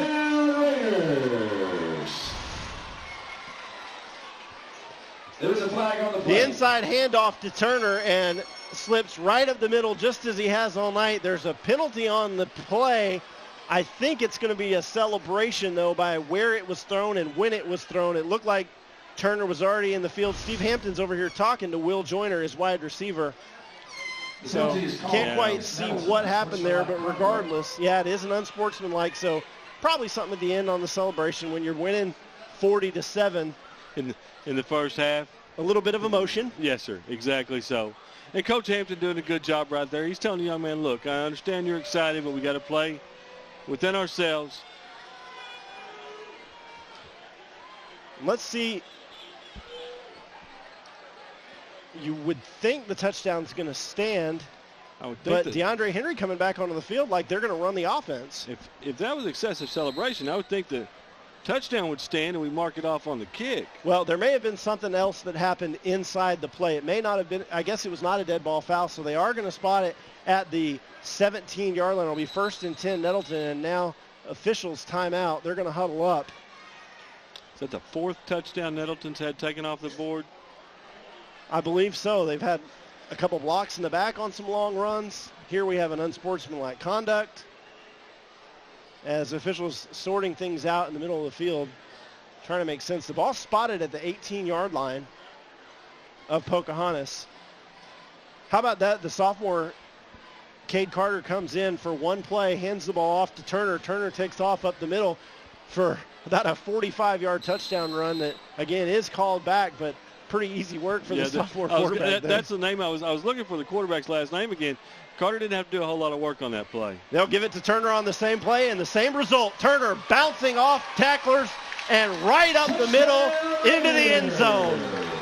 Pocahontas Turner on the carry. arm tackles at the line of scrimmage are not going to get the job done. 18 on the play. An 18-yard touchdown run for Turner. It's his 2nd touchdown run of the night. He had a 3-yard carry on Nettleton's first play from scrimmage. 30, Michael Golden. And Nettleton continues to roll. They now lead at 40-7 with 4:19 remaining in the second quarter. Nettleton's going to take a timeout here before the extra point. Timeout, Nettleton. They've already scored as many points in the first half as they did in the entire game last year. The way things are shaping up here, this might be an opportunity to get some of your young players a lot of game action in the second half, just like we saw Cade Carter there. I think so, and I would, if I'm coaching, Nettleton coach, I'm not wanting to get DeAndre Henry hurt, not wanting to get any of these speed guys hurt, because they, from the early first look, they're going to have setting themselves up for a big year. Henry with 4 touchdown passes tonight and a touchdown run. So he has put in a full night's work in just over a quarter and a half of play, as we still got 4 minutes remaining in the second quarter. Nettleton has just dominated this first half of play, both on offense and on defenses. I believe 3 takeaways. You know, I know, Casey, that you can't look at common opponents to judge Team A versus Team B. The transitive theory doesn't quite work. Thank you. But both these teams played against Osceola in fall scrimmage pad camps. Nettleton with, I believe it was a 2-touchdown win over Osceola. Pocahontas handled Osceola in the pad camp. So you can't really use the transitive property, as you said. Well, they're going to bring the offense onto the field. Looks like maybe they spotted Turner short. I don't think this is a 2-point try by the way they've got it set up. They're going to call it 1st and goal from the 2-yard line, and Henry going to give to Turner on the jet sweep, and Turner, on the carry. Joyner. The 2-point conversion is good. My apologies. All of the Nettleton playmakers getting into the action tonight, and I'm having a hard time keeping track of all these guys taking off with the football. Your score is Nettleton 42. Good kick-out block by Turner on that play. It was the 2-point conversion, so my apologies getting you mixed up there. Nettleton missed the first extra point of the evening following their first touchdown, so it looked like Steve Hampton wanted to get that point back, so sends his offense on the field to work the 2-point play, and it is successful. And more importantly, the score stays the way it is. 35-point lead, the mercy rule is in effect the whole second half. Is a running clock. Is that accurate? That's correct, yes. So we won't stop for first downs. We won't stop out of bounds. We'll stop basically for quarters, and that's about it. That's correct. So it might have been important to him just to get everybody home before midnight to get into that situation where the clock's going to roll. I think that was probably what he was looking for on that. So Will Joyner, with the jet sweep into the end zone on the 2-point conversion, makes it a 42-7 game. 4 minutes and 19 seconds remaining in the second quarter. Nettleton dominating with a 35-point lead. Michael Golden, the sophomore, kicks it away, and it's going to be handled by Johnson and picked back up. He lost the handle at first, but recovers and breaks all the way across midfield. The kicker, Golden, the first man to get a hand on him. And Johnson on the return. with the long return deep into Nettleton territory for the big special teams play for Pocahontas. Initial contact. Only thing between him and the goal line was air opportunity and the kicker caught him up. So good job there by Golden holding his ground, but a great return there by Johnson. Pocahontas really needed something good to happen and able to get it out of the kicking game with the big return.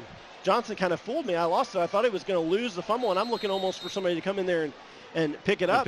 Yes. He's able to recover himself and shoot up the field for a big gain. Adams fakes the handoff, going to keep it himself, moving and turning, falling forward. Gain of about 4. Gain of 3 on the play. It'll be second down. We'll call it a gain of 3, 2nd and 7 for Pocahontas. Aside from the one Wiley run and the Jaden Young screen pass, Adams has been the offense for Pocahontas tonight. Yeah, we had one catch along the near sideline earlier by Fletcher.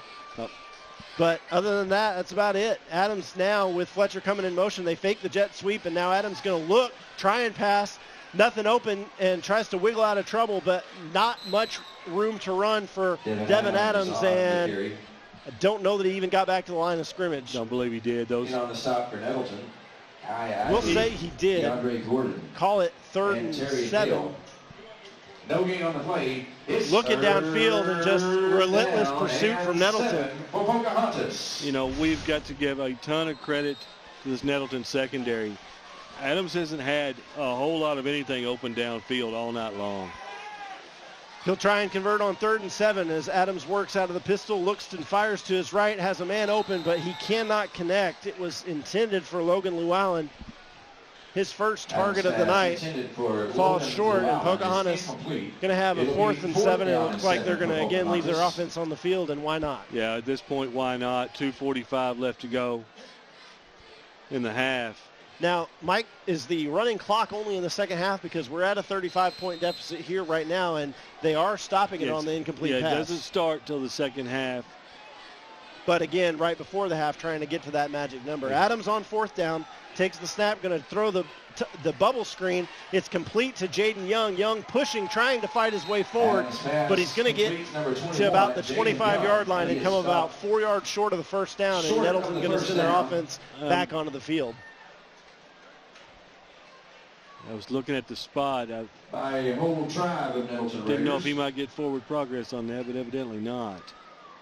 They're able to complete the bubble screen. That's really the first time they've tried to throw that. They've set up the middle a couple times, but Young kind of came back towards, had a couple blockers out there, but got into the ball extremely quickly. Swarming defense, even from the defensive line, you're seeing a lot of defensive linemen getting to the ball quickly.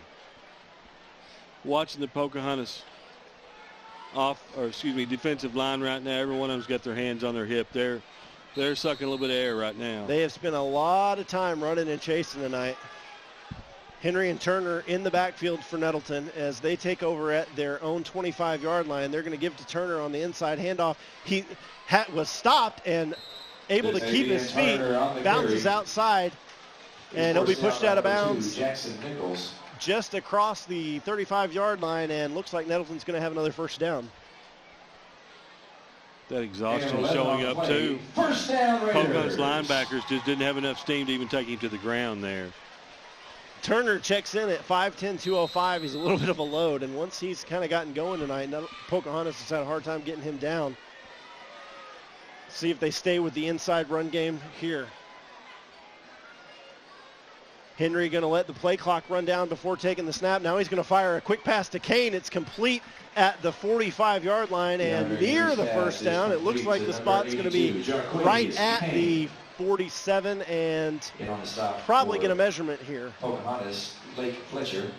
We'll have an official's timeout as Henry completes the pass to Jarcavius Kane.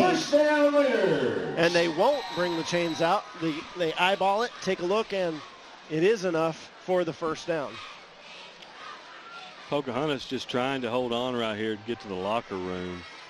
Clock moving inside of 2 minutes at 1 minute and 45 seconds now is DeAndre Henry operating with Turner in the backfield with him. And now they give, it's not Turner, it's the sophomore into the ball game with the big gain of about 8 yards. Nathan Young. He's tripped up by number 30, Jonathan Jacoby. Yep, Nathan Young in the ball game. On the play. Nettleton just seems to have an endless supply of these skill positions on the bench that can come in and gash that Pocahontas defense. And we thought we might see some of the youngsters in the second half, but here late in the second quarter, we're going to go ahead and get Young on the field. Henry going to swing the ball out to J-Ron Northern. Northern catches in the flat, turns it up the field, and just as he has all night, a big run after the catch for J-Ron Northern, and another Nettleton first down. Stopped by number 32, Brian Lim. Right now, First down Raiders. Going for 10, 12, 15 yards at a time. Clock stopped to move the chains. Now they'll wind it as 50 seconds remaining in the second quarter, and Henry going to take it and give the inside handoff. Again, successful for Nettleton. Nathan Young on the carry. Nathan Young with his 30, second Jonathan carry of the Jacoby. night picks up about 6. And Nettleton's going to have to hurry if they want to get it off, but they may not. You're going to find on the play. It's second down and 5. I thought Henry was motioning for a timeout there. And maybe Steve Hampton didn't want to take it. But clock at 25 seconds now. Henry takes the snap. Again, the inside handoff and a quick burst up the middle. And another big gain by Young. Young going to pick up the first down, and we'll call it a gain of 6. And the clock stops with 18 seconds for the officials to move the chains. First down Raiders. I have not been able to keep up with first downs tonight, but it's a whole bunch for Nettleton. It's a whole bunch. They had the one quick strike early in the game. I believe it was their second possession of 40-yard touchdown pass. But other than that, it's come in chunks, but it has been sustained drives that has really just bled things for Nettleton. So we're on their 7th drive now, is that correct? And still haven't punted. No, they haven't. And then the Pocahontas fan will perform. Pocahontas was able to get a turnover in the special teams game when Nettleton couldn't cleanly field a punt. But aside from that, really that's the only hiccup that the Raiders have had tonight, really on either side of the ball. They've just kind of dictated. And you know, I don't have any affiliation to either one of these teams. I hope I'm not coming across as a Nettleton homer. Don't mean to be at all. It's just been it's been such a one-sided game tonight. And you have to be impressed with what the Raiders have done. You know, and on the note of not sounding like a homer, I don't want to sound like a Pocahontas homer either. Right. But in my years of watching Pocahontas football, I can't remember the last time they were down by 35 at halftime. Just a tough night for Pocahontas. These things happen sometimes when you play up in classification, and they've just had a rough first half as DeAndre Henry back onto the field for Nettleton. 18 seconds left, and they're going to give the inside handoff. Now he's going to bounce it outside, has a little bit of room to run, tries to get the corner, can't quite get all the way outside, but Nathan Young doing work for the Raiders here. 32, Brian Lim, number 30, Jonathan Jacoby. I like the way Young runs the ball, obviously low to the ground. But he doesn't dance on anybody. He puts his head down and hits for the goal line. It has been north and south football from the Nettleton running backs tonight. Yeah. 8 seconds on the clock as the official winds it. You don't really have to move the chains to get it inside the 10-yard line because you don't have it. Now Nettleton's going to just let it wind. Yep, let it run off. Ladies and gentlemen, at the end so of the 2 first quarters half, of play, Nettleton dominating things on their home field against Pocahontas. They lead it 42-7 at halftime. We'll take a break for halftime and be back with you in a few moments. You're watching the Tubetown Rivalry Series on Tubetown, presented by Ritter Communications. Rolling out onto the field right now is the... For your smartphones, tablets, phablets. For the browsers you carry in your trousers. Wowzers! For your big screens and small screens, short screens and tall screens, get speed that screams. From the top of your desk to the palm of your hand, it's the fastest internet speed in the land. There's no end to your online possibilities with up to 100 meg internet speeds. If you're not getting your internet from Ritter, you should. Call 888-336-4466 today. Ritter Communications. Right by you. Introducing Ritter's new whole home DVR solution, the better way to watch TV. Record up to 6 of your favorite programs at the same time. And watch them in up to 5 different rooms throughout your home. Manage your recordings, set parental controls, and more from your smartphone or tablet from the free Follow Me TV app. The best part, equipment starts at only $25 per month when added to an existing TV package. We just revolutionized the way you watch TV. Ritter Communications, right by you.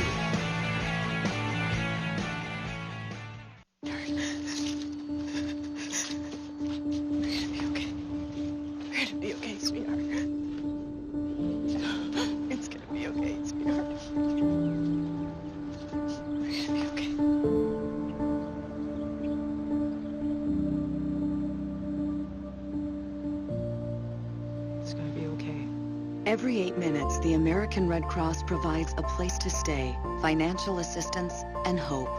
Help now. Stay in the game with the Ritter Communications Triple Play. Catch all the action with Ritter Digital TV.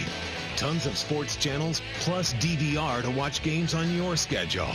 Track your teams and check out video highlights with mega fast internet speeds up to 100 meg. Plus talk sports all you want with Ritter Phone with unlimited local and long distance calling. Get the winning combination. Call or visit RitterCommunications.com today for Ritter Triple Play. Until you've seen how fast it really is, some people's reaction to Ritter's 100 megabit internet might be like, 100 mega, huh? Here's how we describe it. Mega beautiful, mega fast, mega blast, mega party, mega Ritter. There's no end to your online possibilities with up to 100 meg internet speeds. In a word, that means mega fun. If you're not getting your high-speed internet from Ritter, you should. Call 888-336-4466 today. Only from Ritter Communications. Right by you. Stay in the game with the Ritter Communications Triple Play. Catch all the action with Ritter Digital TV. Tons of sports channels, plus DVR to watch games on your schedule. Track your teams and check out video highlights with mega fast internet speeds up to 50 meg. Plus talk sports all you want with Ritter Phone with unlimited local and long distance calling. Get the winning combination. Call or visit RitterCommunications.com today for Ritter Triple Play. From Iraq and Afghanistan, our brave warriors are coming home, wounded. Some with wounds you can see, some with wounds you can't see.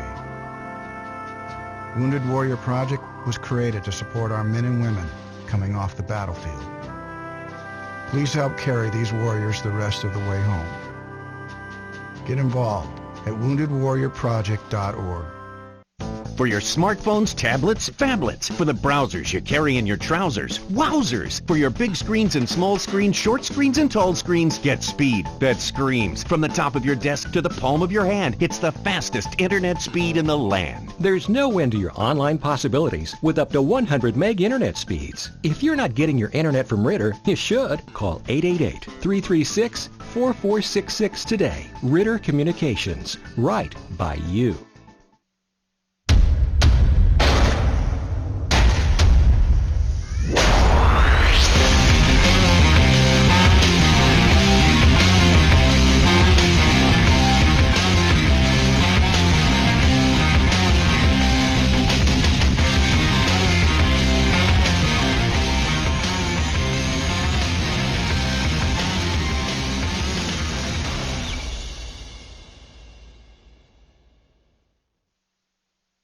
My late friend James Gandolfini and I got to know a lot of combat vets over the years when we were in Iraq and Afghanistan. And it guts me to know that 22 of you are taking your own lives every day.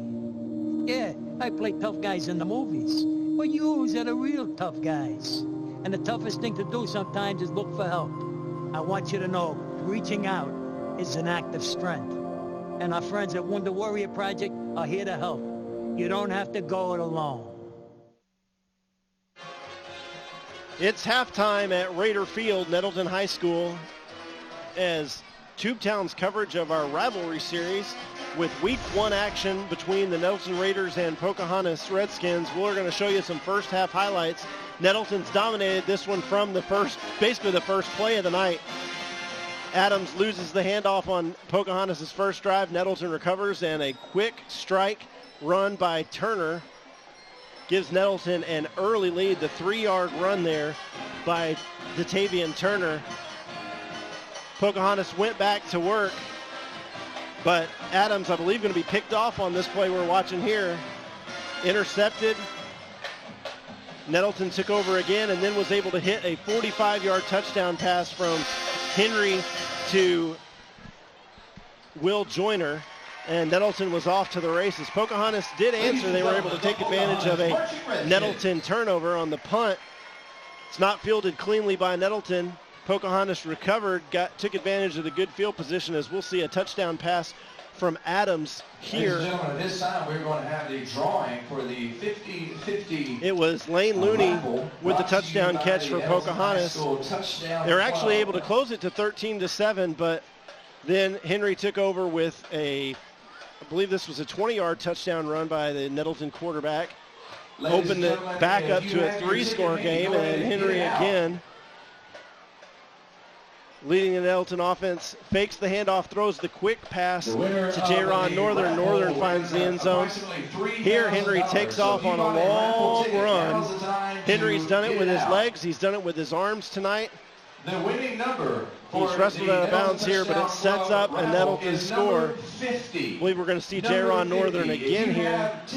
No, this is the touchdown pass to Kane. There's so many Nettleton highlights, I'm having a hard time keeping up with them. They kind of run one into the other. Congratulations. And Nettleton thank you so much for supporting the Nettleton High School. Pocahontas had another long drive, but it was stuffed and came away short when Jay Pegram batted the pass. It was intercepted, and Nettleton turned it into another touchdown. We see Datavian Turner with the touchdown run for Nettleton, and they kept the offense on the field after this one. They gave the jet sweep to Will Joyner, who was able to convert the 2-point conversion, and that's how we got to a 42-7 halftime score. But just before the half, a nice return here by Malik Johnson for Pocahontas, but unfortunately the Redskins not able to do anything with that.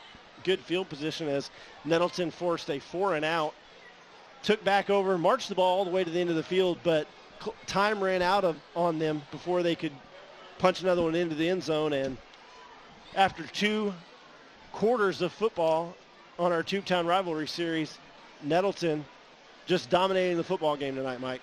You know, Pocahontas Charles Beatty talked in our interview that you did with him this week. You know, he's talking about Nettleton has a big advantage in speed and numbers, and he knew that this might happen tonight, I think. He has, since he's taken over at Pocahontas, he's really beefed up the non-conference schedule to try to prepare his team for the speed and the quickness that they're going to see in the playoffs. And I think that right now, they're going through a learning experience in that locker room right now. These young Pocahontas players, first-year starters, have seen the fire now. They know what speed and quickness can do to you. I think that we use this as a learning tool. No more arm tackling. Just get back to the fundamentals. And I think that's what Charles Beatty's going to be preaching in that locker room right now. Ladies and gentlemen, for your halftime entertainment, we present the Nettleton Marching Band. I think their coach is probably pointing out all the things that they did wrong in the first half, just trying to get them to that next level right now. There's a very fine line between gaining confidence and gaining cockiness. And the way Nettleton's played in this first half, it would be very easy for them to be feeling really good about themselves. And maybe this is a good thing for this Raiders team to come out with a lot of success tonight and feel really good about themselves coming off a 5-5. Really a disappointing season for them where they won their first 3 and then finished 2-5 down the stretch. You know, I talked to a lot of the Nettleton faithful after their win over Pocahontas last year. At the time, they called that a program-defining win. They thought that was going to be the jumping-off point to get back in the playoffs. things kind of fell apart after the Blytheville game a little bit. They struggled in the late going. I think they just missed the playoffs by one game. Ladies and gentlemen, But Nettleton Raider marching right now, both premiere teams learning in the Beyond the Forest Edge. So, interesting first half of play as Nettleton's dominated. We're going to take another break, and when we return, we'll give you a statistical update and prepare for the second half. You're watching the Tubetown Rivalry Series on Tubetown, presented by Ritter Communications. We'll be right back. Introducing Ritter's new whole home DVR solution, the better way to watch TV. Record up to 6 of your favorite programs at the same time. And watch them in up to 5 different rooms throughout your home. Manage your recordings, set parental controls, and more from your smartphone or tablet from the free Follow Me TV app.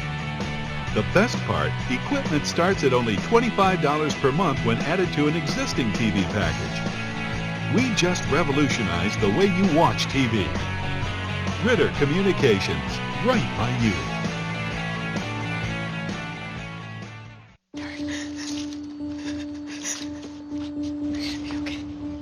We're gonna be okay, sweetheart. It's gonna be okay, sweetheart. We're gonna be okay.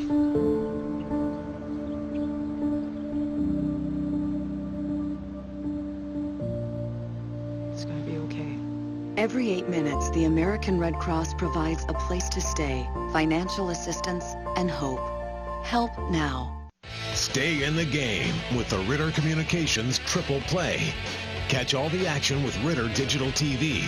Tons of sports channels, plus DVR to watch games on your schedule.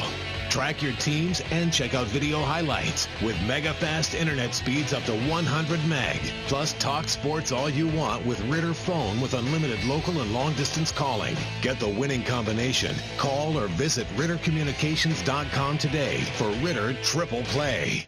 Until you've seen how fast it really is, some people's reaction to Ritter's 100 megabit internet might be like, 100 mega, huh?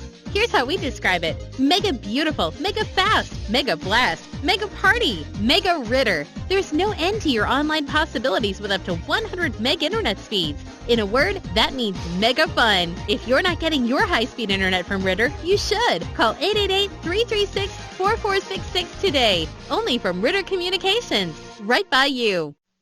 Stay in the game with the Ritter Communications Triple Play. Catch all the action with Ritter Digital TV. Tons of sports channels, plus DVR to watch games on your schedule. Track your teams and check out video highlights with mega fast internet speeds up to 50 meg. Plus talk sports all you want with Ritter Phone with unlimited local and long distance calling. Get the winning combination. Call or visit RitterCommunications.com today for Ritter Triple Play. From Iraq and Afghanistan, our brave warriors are coming home, wounded. Some with wounds you can see, some with wounds you can't see. Wounded Warrior Project was created to support our men and women coming off the battlefield. Please help carry these warriors the rest of the way home. Get involved at woundedwarriorproject.org. For your smartphones, tablets, phablets. For the browsers you carry in your trousers. Wowzers! For your big screens and small screens, short screens and tall screens, get speed that screams. From the top of your desk to the palm of your hand, it's the fastest internet speed in the land. There's no end to your online possibilities with up to 100 meg internet speeds. If you're not getting your internet from Ritter, you should. Call 888-336-4466 today. Ritter Communications. Right by you.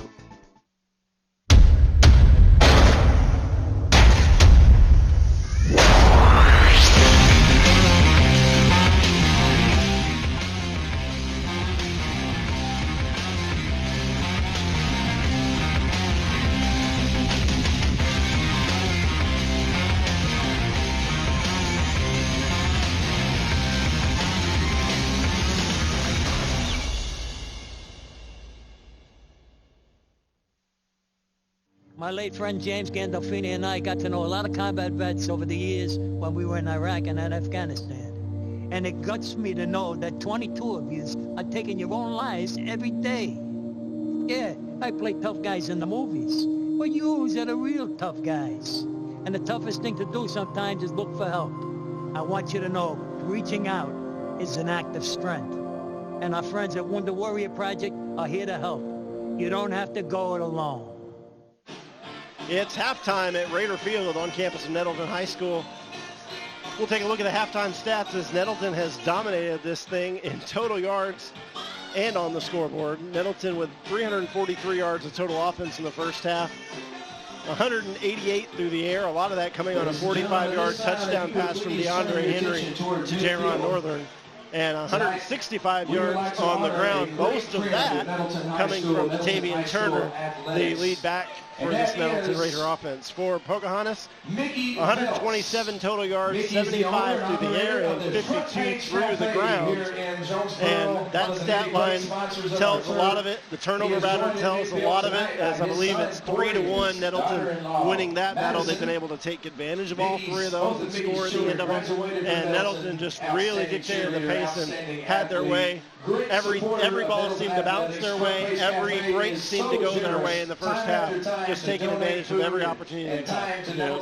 Casey, going into the game, my keys to the game for the Nettleton offense: cut down on their turnovers, handle the Skins blitz packages, and get the ball to the playmakers.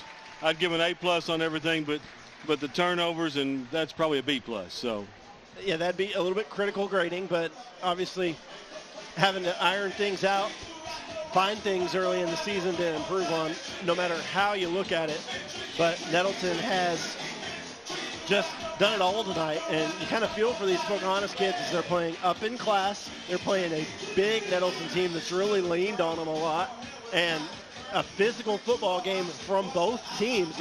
Pocahontas has brought it from a physicality standpoint. It's just that they're not as big, fast, as strong, and Nettleton's been able to take advantage of that. Exactly. So, and you know, Pocahontas is a proud program, a lot of tradition. They're not used to losing like this, and so I'm anxious to see how they respond. Charles Beatty, both coaches, Steve Hampton and Charles Beatty, were very gracious with Tubetown this week, gave us some time, really helped us prepare to do this broadcast tonight, and we really thank them for that. One of the things that Coach Beatty said was, you know, we play to win every week. We expect to win. That's where our program is, but regardless of the outcome, we're going to be better walking away from Friday night because of what we're going to learn about ourselves, what we're going to learn about this level of football, and that's kind of what you're going to have to take away as a Pocahontas team, is you're going to have to look at some of these positives and understand, look, this is a bigger football team than us, and we got to get better, but we're going to be okay once we get to our own conference and play and start being able to pick on some people our own size. Yeah, exactly so. We're going to take another quick break, and we'll be back with the second half of action. You're watching the Tubetown Rivalry Series from Nettleton High School. We're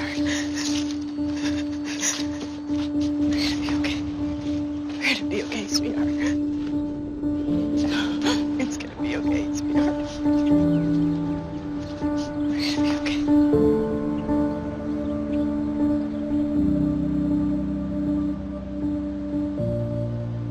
gonna be okay. Every 8 minutes, the American Red Cross provides a place to stay, financial assistance, and hope. Help now. Stay in the game with the Ritter Communications Triple Play. Catch all the action with Ritter Digital TV. Tons of sports channels, plus DVR to watch games on your schedule. Track your teams and check out video highlights with mega fast internet speeds up to 100 meg. Plus talk sports all you want with Ritter Phone with unlimited local and long distance calling. Get the winning combination. Call or visit RitterCommunications.com today for Ritter Triple Play. It's Tubetown's Rivalry Series. I'm Casey Pierce alongside my broadcast partner Mike Thompson from Nettleton High School, where Nettleton has dominated Pocahontas. They lead 42-7 at halftime, and we're about to get going in the third quarter. Before we do, Mike, I believe you've got some other scores from the region. Yeah, a couple of quick scores to update. A little bit of a surprise here, Casey. Marion taking on Wynn tonight. Wynn always a perennial power in this 5A East. We're showing them tied at 13 in the third quarter. And then crosstown rival for Nettleton, Valley View. trailing Searcy 35-21 at the half right now. So some interesting scores coming from Craighead County and Craighead and Cross County, I should say, as Wynn getting all they want from Marion. You know, what a proud program. I believe Wynn is picked to win this Nettleton conference.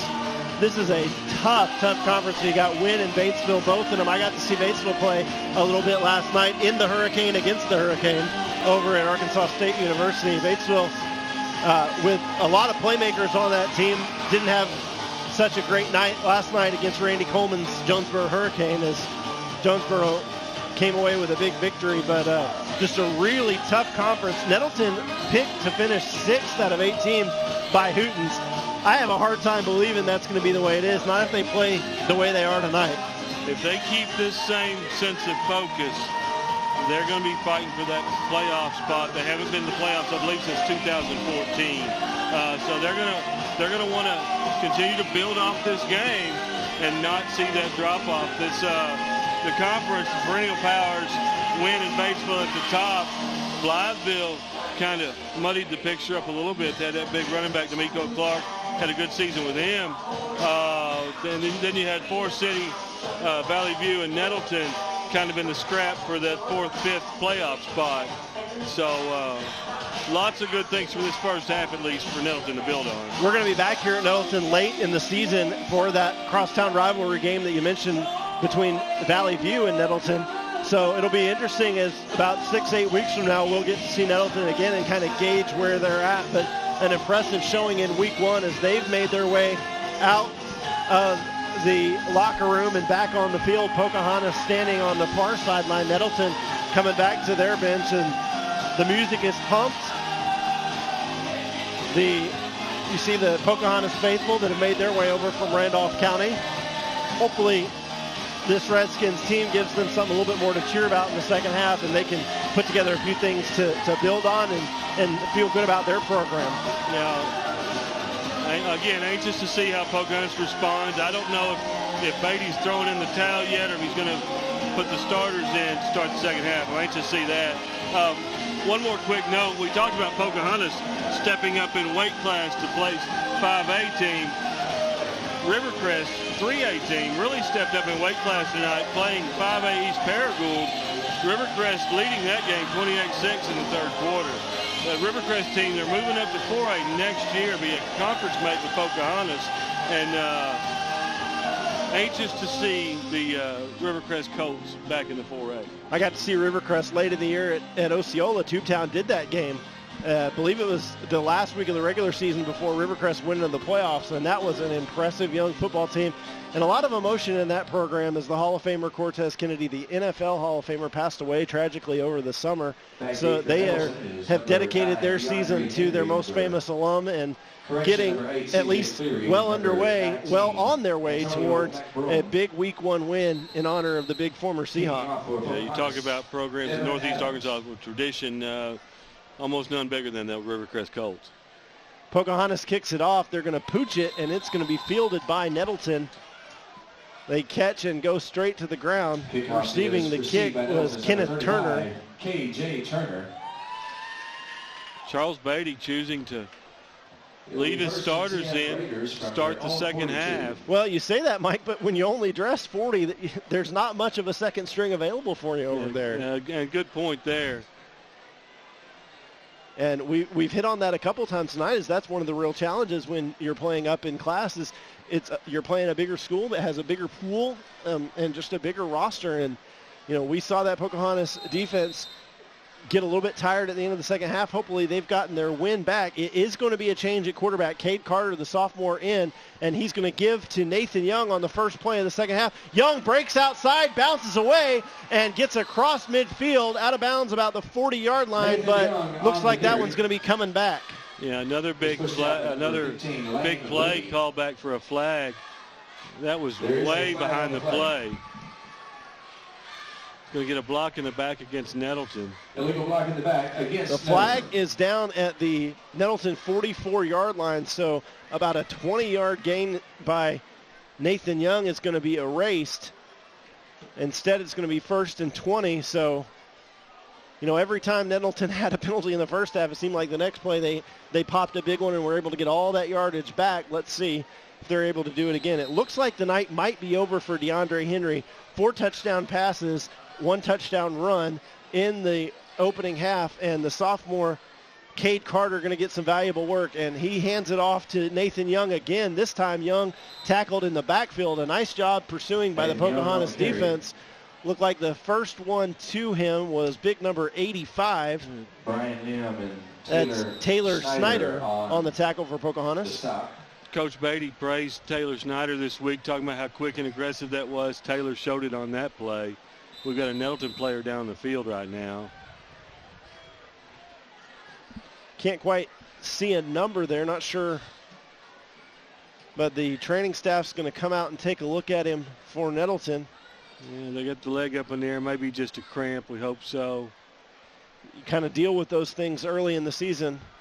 We mentioned a running clock as we have a 35-point lead. So Nettleton has run 2 offensive plays. We've already run 2 minutes off the clock. That does make a pretty big difference in the second half, doesn't it, Mike? Yeah, it's going to go pretty quickly now. Another area score to catch everybody up on. West Side up 29-0 over Manila into the third quarter. West Side's a 3-4A team. Went on the road in the playoffs last year and kind of got their doors blown out against Prairie Grove, I believe. But they're looking to shoot for a home playoff game this year. Another score trickling in. Brooklyn is up 28-6. We've got Manila as the foe in both of those games, so I'm not sure which one switched there. We'll have to sort that one out. So between Nettleton, Brooklyn, West Side, some good Craighead County results early on in week 1 of Arkansas high school football. Nettleton back to work. Cade Carter out of the shotgun. Nathan Young joins him in the backfield. Carter going to throw for the first time tonight. Throws the tunnel screen. It is complete. And working back to the middle of the field. To number 15, Terrell Rogers. Terrell Rogers on the receiving end. Rogers having to work around the 31, Jarrett Clark referee there.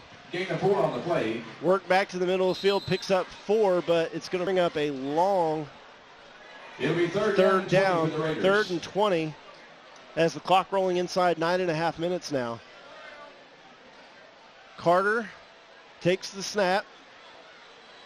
Back to pass. He's going to throw again now. Play's going to be whistled dead. We had movement on the line, and it'll be a false start against Nettleton. False start against the Raiders. Looks like they're pointing at number 12 for the Raiders.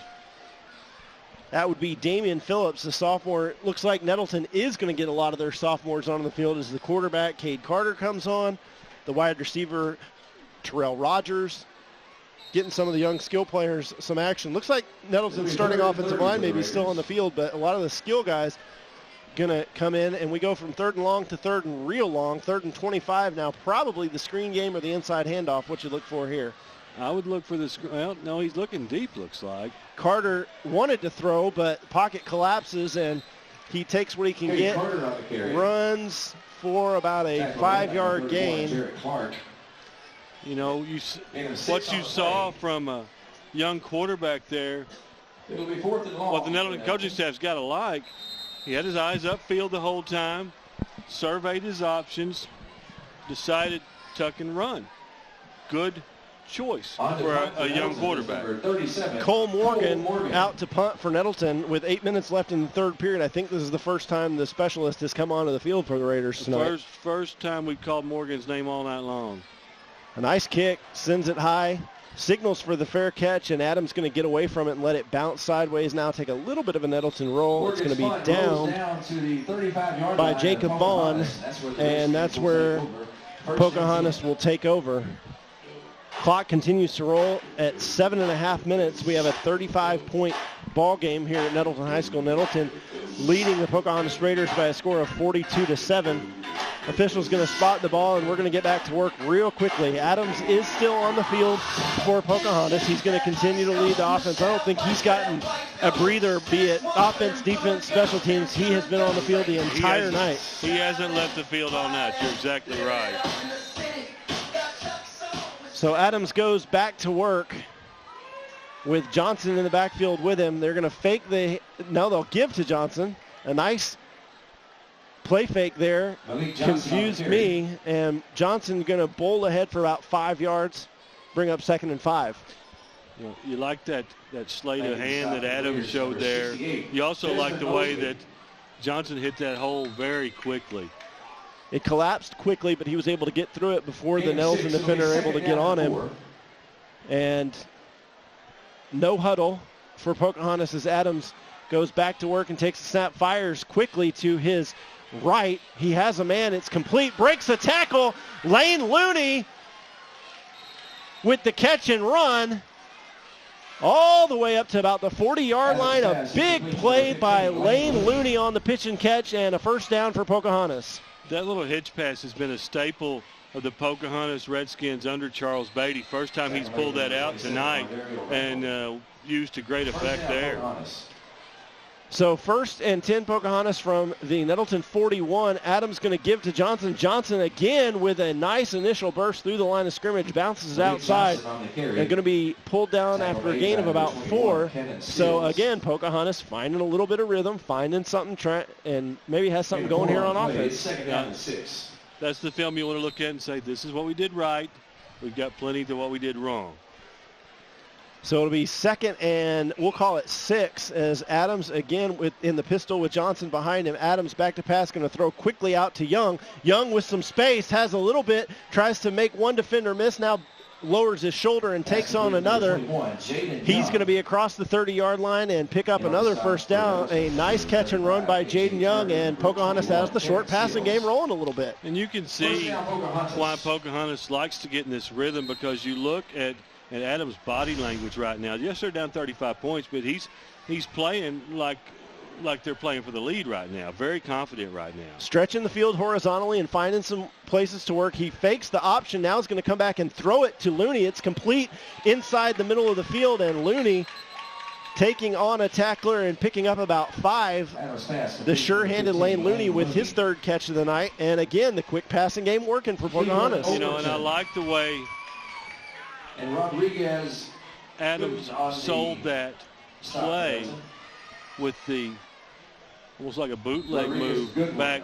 Yeah, it was like they started to run the option one way and came back and threw the tunnel screen the other. And Adams going to go again now, fakes the handoff and is going to roll out to his right, looking down the field, has a man in the open in the middle of the field, and it can't come up with the catch. Lake Fletcher, ball was thrown just a little bit behind him, and Pocahontas not able to make the completion, going to bring up 3rd down. A little bit behind him, and Fletcher doing a good job trying to stop on a dime and reach back across his body there.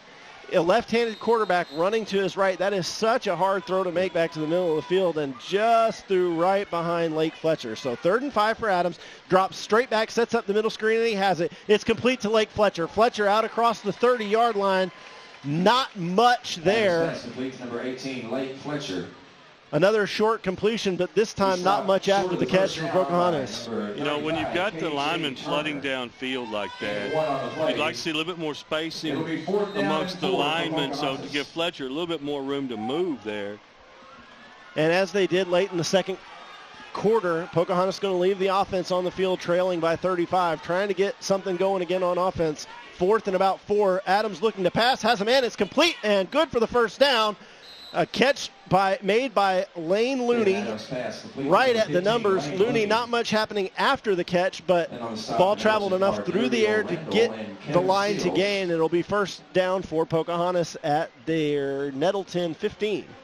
I think Looney's been another bright spot for the Redskins tonight. Sophomore, getting his first start, gets the only score of the night on the board for the Redskins. Let's see if Pocahontas can strike again. It's Adams working out of the pistol with Johnson behind him. He's going to swing it out to Young. Has a block. A nice block there by Lake Fletcher. Tried to get Young outside. He can't quite get the corner, but is able to pick up about 4 yards before being wrestled down. That's what you have to get out of your receivers to make that quick passing game work, is you got to get the safeties and the corners cleared out of there in the passing game to get to the perimeter. Exactly so. They're looking for big things from Young this year. He's their leading returning receiver. Adams fakes, now throws to the end zone, almost intercepted. He wanted Lane Looney again, but a nice defensive play there. Adams pass, incomplete. Looked like it was broken up by, didn't quite catch a number. Let's see if we can catch it on the replay here. Mardario Randall on the play. Adams needs to get a little bit more air under that ball. He had an opportunity, but a great defensive play by Nettleton breaks it up, and it's another third down here for Pocahontas. Adams going to roll to his left and has a man open. Was it caught? Lane Looney goes to the turf. They call it complete. He was able to get his hands underneath it. That was a great effort by Lane Looney as the ball's falling to the ground, reached under, and looks like they're going to say he did scoop it up, so a nice catch over there by Lane Looney. Yeah, Adams short on that a little bit. Like you said, Looney did a great job getting back to the ball. And Looney's another one of those Pocahontas kids looks totally spent right now. First and goal for Pocahontas. Adams fakes the handoff, now going to keep it himself, has room up the middle, and prances into the end zone. Touchdown, Pocahontas. Touchdown, Devin Adams. Just a nice little keeper from Adams there. Again, pretty vanilla. Attention students, if you are but making it work. By your parents, now you know, the quick outside passing game may have gotten Nettleton to back off a little bit, not be so aggressive on the run. It loosened them up just enough for them to start making that work. And, you know, and sometimes we talked about using the run to set up the pass. Now we're setting up, using the pass to set up the run. So Adams with, we'll call it a 5-yard touchdown run. And the extra point is up and good from Jackson Nichols. Point after attempt is good. With 47 seconds remaining. The clock will no longer run. It might take us a little bit longer to play this fourth quarter now, but nice to see from Pocahontas. Closing the gap, 42-14 your score. We'll take a quick break from Nettleton Field and be right back with you. You're watching the Rivalry series on Tubetown. From Iraq and Afghanistan, our brave warriors are coming home, wounded. Some with wounds you can see, some with wounds you can't see. Wounded Warrior Project was created to support our men and women coming off the battlefield. Please help carry these warriors the rest of the way home. Get involved at woundedwarriorproject.org. Pocahontas gets into the end zone for the second time tonight. They make it a 42-14 game. There's 47 seconds remaining in the third quarter. And Pocahontas' most complete drive of the night. Really encouraging to see the Redskins offense come out in the second half and able to put it together a drive. I was halfway wondering if Adams might onside kick at that point. Well, he doesn't. He sends it up, and the ball is fielded by Devin Sullivan of Nettleton. Sullivan works back to the middle of the field, gets up to about the 45-yard line. Pocahontas has made an effort to kick it away from the dangerous Nettleton returners tonight. That one actually going deeper than I think we've seen it tonight, but they will put it into the hands of the returner, and it'll be 1st and 10, Nettleton. Now, Mike, the clock is continuing to roll. I don't think Nettleton's going to get onto the field and run another play. Looks like we're going to run to the end of the third quarter. As now 7 seconds and clock going to run all the way down. And that's the way we're going to wrap up the third quarter play here. So through 3 quarters, it's Nettleton 42, Pocahontas 14. We'll be right back on Tubetown Rivalry Series. Introducing Ritter Home Security. Ritter takes care of protecting what's most important to you, from threats like unwelcome visitors and fire, to making your life easier by putting the control of your home at your fingertips. Use the free app to shut the garage, lock the door, turn off lights, arm the system, and more. You can even turn back the thermostat to help save money on your energy bill. Plus, get a snapshot when your kids get home. It's smart, beautiful, convenient, and ready for your busy life. Ritter Home Security. We're back at Raider Field. Nettleton leading Pocahontas 42-14 as we begin the fourth quarter of play. We want to thank everybody watching tonight via the Tubetown YouTube page. If you haven't subscribed to our page, go ahead and click on the subscribe button and stay informed on all our live event coverage. YouTube.com/Tubetown online is where you can catch our Rivalry series each week of the high school football season. In West Tennessee, in Northeast Arkansas, we're bringing you some of the premier games. So if you're a fan of high school football, if you have a student that you want to watch, if you can't make it, we've heard stories of parents stationed in the military watching their kids overseas. And at Ritter Communications through Tubetown, we are so happy that we're able to provide that opportunity for our servicemen, who we are so grateful for their service. And just a really neat story to come out of one of our early games in West Tennessee. Hopefully some other parents are experiencing that same kind of viewer experience tonight. Yeah, certainly we know we have many military family viewers in our Tennessee coverage area, and again, just hats off to those folks for the tremendous job they do every day, and we're glad that we can help in a small way to bring that to them. We're going to have another quarterback change for Nettleton, as it looks like number 14 into the ball game for the Raiders, and that is Kayvon Smith, a junior, gives to Young. Taylor Snyder on the stop. Nathan Young going to be dropped in the backfield for a loss. Loss of 4 on the play. It's 2nd down and 14. So we had the starter, DeAndre Henry, with a big night, 4 touchdowns, 3 through the air, 1 on the ground. We had the sophomore Cade Carter come in and get a couple of series, and now it looks like they're going to turn it over to Kayvon Smith and get some more work for a young quarterback. It's going to be Smith in the backfield. He fakes the handoff now, keeps it himself, loses the handle, picks the ball up, and able to get back to the original line of scrimmage. So a busted play results in about a 5-yard gain for Nettleton. He showed pretty good composure there for a young guy. It's kind of like a shortstop keeping the ball at his feet, and did a good job picking back up and turning into a short gain. So Smith going to have his first 3rd down of the night. Let's see what Nettleton chooses to do as they got 3rd and 9 from their own 44-yard line. Fakes the handoff, rolls right, looking for a man, now tucks it, and looks like he's going to take off. Kayvon Smith hit at the 50 and tackled. A nice play defensively by Jarrett Clark. For Pocahontas. And it'll bring up 4th down for Nettleton. We're going to see not immediately sending the punter onto the field. No, I think they're going to let the young man see what he can do with his 4th and short. Gain of 7 on the play. Be about 4th and 4 for Nettleton, as Kayvon Smith, the 3rd Nettleton quarterback that we've seen tonight. You know, once you get into these kind of situations from a coaching standpoint, especially if you do have a long bench, you want to get some of your younger players some experience, some meaningful snaps in live competition, and that's what Nettleton and Steve Hampton are going to do tonight. So Kayvon Smith looking at the wrist, and now Hampton's going to call timeout. Didn't like what he saw there. Well, I don't think the young quarterback was truly getting what his coach was putting down. He was having a hard time getting those signals straight, I think. And that's exactly why you put him in a situation like this. So as a junior next year, you need him to play. DeAndre Henry is the senior. He's going to move on and probably play somewhere on Saturdays next year. So you got to take advantage of these opportunities to prepare your younger players and build that depth.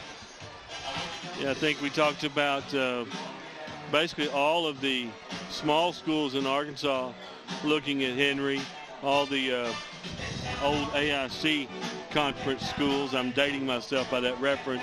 And also, what is it, UAPB and Jackson State, is that correct? Yeah, and one of the things I asked Steve Hampton, I said, now is that as an athlete? And he said, oh, no, as a quarterback. And we've certainly seen tonight why. You know, a lot of your better college defensive backs, wide receivers do play quarterback at the high school level because that's your best athletes. But he is going to have an opportunity to play quarterback at the next level, and we've certainly seen some of the reasons why. And I know that Coach Hampton talked about putting more on Henry this year, letting him make some more decisions on the field. And in that first half, he certainly showed he was capable of that. Pass is complete to number 15, Terrell to Terrell Rogers. There's a penalty on the field. A gain of about 20, but we're going to see if it'll stand. I don't think it will, judging by where the penalty marker was down.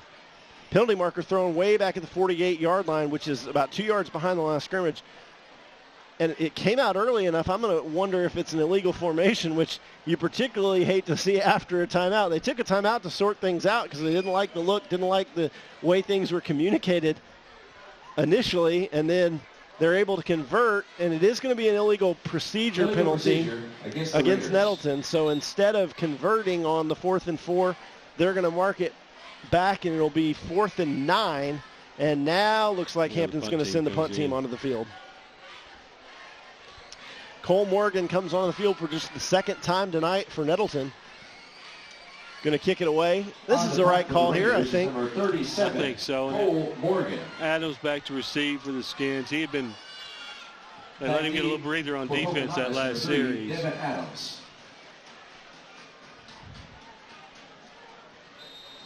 So 9 minutes and 26 seconds remaining in the fourth quarter. Nettleton.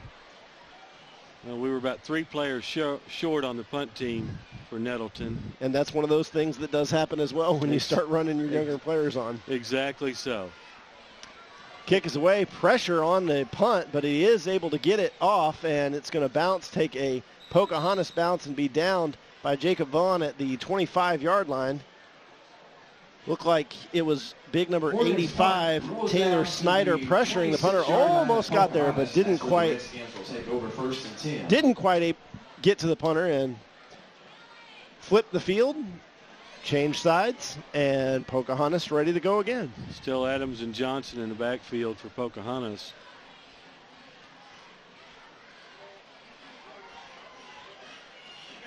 We haven't seen as much of Travis Wiley as we thought we might on offense tonight. I hope everything's okay from a health standpoint. It's been Johnson mainly in the backfield with Adams tonight as Adams takes the snap and has to elude a defender, sets up the middle screen to Young. Young breaks the tackle, continues to move up the field, lowers his shoulder. Nice tough run after the catch by Jaden Young and picks up enough for Pocahontas first down. Young slow getting up there. I know that this point in the game, down 42-14 in the fourth quarter, we don't want to see an injury to Pocahontas, one of their, what they would consider their main guns for the year. They take a knee to come take a look at Jaden Young. Young, a 6'1", 212-pound senior.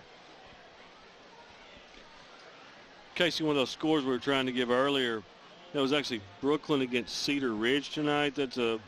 We got a final in that game. Brooklyn wins 35-6 over Cedar Ridge. We talked a little bit about the playoff picture in the 5A East. 3-4A, kind of a little bit of the same old. Pocahontas, Gosnell projected at the top. Looking for Highland, maybe down a little bit this year. And the Truman Wildcats, Casey, they're really looking forward to this senior class they've got coming up. They think if they're going to make a push for a home playoff game, maybe contend for the conference title, this is the year they do that. 1st and 10 from the 45. Adams takes the handoff, fakes the handoff, and pitches outside. Looney with the catch and able to sprint upfield for about a 15-yard gain. Tackle made by Nettleton's number 18, Devin Alexander. Fake the handoff, forward pass. It's a nice little play Pocahontas Redskins rolled out right there. It's almost a lateral, threw the ball straight down the line of scrimmage. And that's what I was looking for. I couldn't really tell if it was past line of scrimmage or not. But a successful play, back-to-back first downs for Pocahontas. Adams fakes the handoff and keeps it himself this time and going to pile his way forward. Adams on the carry. Picks up a couple after initial contact and a gain of 9. Gets really close to a first down, and unfortunately another injured player on the field. This time a Nettleton player writhing in pain. Cersei 56. So one of the other, we talked about the hitch pass being a staple of Charles Beatty offense. Another staple he's had in the past few years is the jet sweep. So this year they're shortening that up a little bit. He had the fake, and then he hands the inside handoff to the H-back. So it's same purpose as jet sweep, just shorten it up a little bit, shorten his route up a little bit. The injured player on the field for Nettleton is number 45, Cornell Jackson, a sophomore getting some playing time late in the game. He's getting assisted off. We sure do hope that nothing too serious there for Jackson. Not able to put any weight on his right leg, though. Sure do hate to see that late in the ball game. Late in the at ball any game. time, but exactly so. Talk about next week for both these teams. Nettleton home against Mountain Home, 6A foe to square off against the Raiders. Pocahontas going to play up again next week. Up again next week at Paragould. And then Osceola at home to round out the Redskins non-conference schedule. The 2nd and 1 play is an inside handoff to Johnson. Johnson sprints through the line of scrimmage and bounces outside before he's tackled about the 32-yard line. We'll call it a gain of 9 and another first down for Pocahontas. So Pocahontas able to find a lot more production in the run game in the second half as they put together 2 impressive drives now. Yeah, and we're seeing a steady diet of Malik Johnson. And, you know, you look for things that Pocahontas going to hang their hat on tonight. I think the play of Johnson, certainly so. Play of Looney. Play of Adams at quarterback. Adams going to keep it himself, holding the ball out like he was wanted to option it, but turns on the Jets now, sprints up the field, has an opportunity, reaches out for the sideline. Did he get in? Touchdown! And they may be taking this one off the board. There's Laundry on the field again. Well, I think he might have gotten Adams' face mask. It looked like the head kind of snapped back a little bit, so we'll see which way this goes. That's what they are going to call, and the penalty is going to go against Nettleton. Penalty will be declined, and Devin Adams able to sprint into the end zone from 26 yards out. Adams with his 2nd touchdown of the night on the ground, and it's now a 42-20 ball game, so this lead almost cut in half. So the Nettleton player there, just almost accidental contact. He jerked his hand away, but it was enough to get the flag. But Adams shown a little bit, Adams went to the skills camp at Fayetteville earlier in the summer, clocked him at 4.39 speed. He showed some of that speed there. He kind of hesitated at first, but because he wanted to see if he had the option on the outside, but when he decided that he was going to tuck it and take it himself, he really did shoot out and get up the field. Yeah, when he decides to plant his foot and go, he does a good job. It's just he's still kind of feeling his way along. Jackson Nichols' extra point is good, and it is a 42-21 ball game with 5 minutes and 50 seconds left. We'll take a quick break and be back to Raider Field. You're watching the Rivalry series on Tubetown. My late friend James Gandolfini and I got to know a lot of combat vets over the years when we were in Iraq and Afghanistan. And it guts me to know that 22 of you are taking your own lives every day. Yeah, I play tough guys in the movies, but yous are the real tough guys. And the toughest thing to do sometimes is look for help. I want you to know, reaching out is an act of strength. And our friends at Wounded Warrior Project are here to help. You don't have to go it alone. 42-21 your score. Nettleton continuing to lead Pocahontas, but 2 second-half touchdowns have made this thing at least a little bit interesting as we have 5 minutes remaining in the fourth quarter here at Nettleton High School. You're watching the Rivalry series on Tubetown. I'm Casey Pierce, joined by Mike Thompson. Been a lot of fun to be in the booth with you tonight, Mike, as we kick off high school football season in Arkansas. You know, there's for football fans like ourselves, this first Friday night of football season is like your birthday and Christmas rolled into one. So we've certainly had a good time.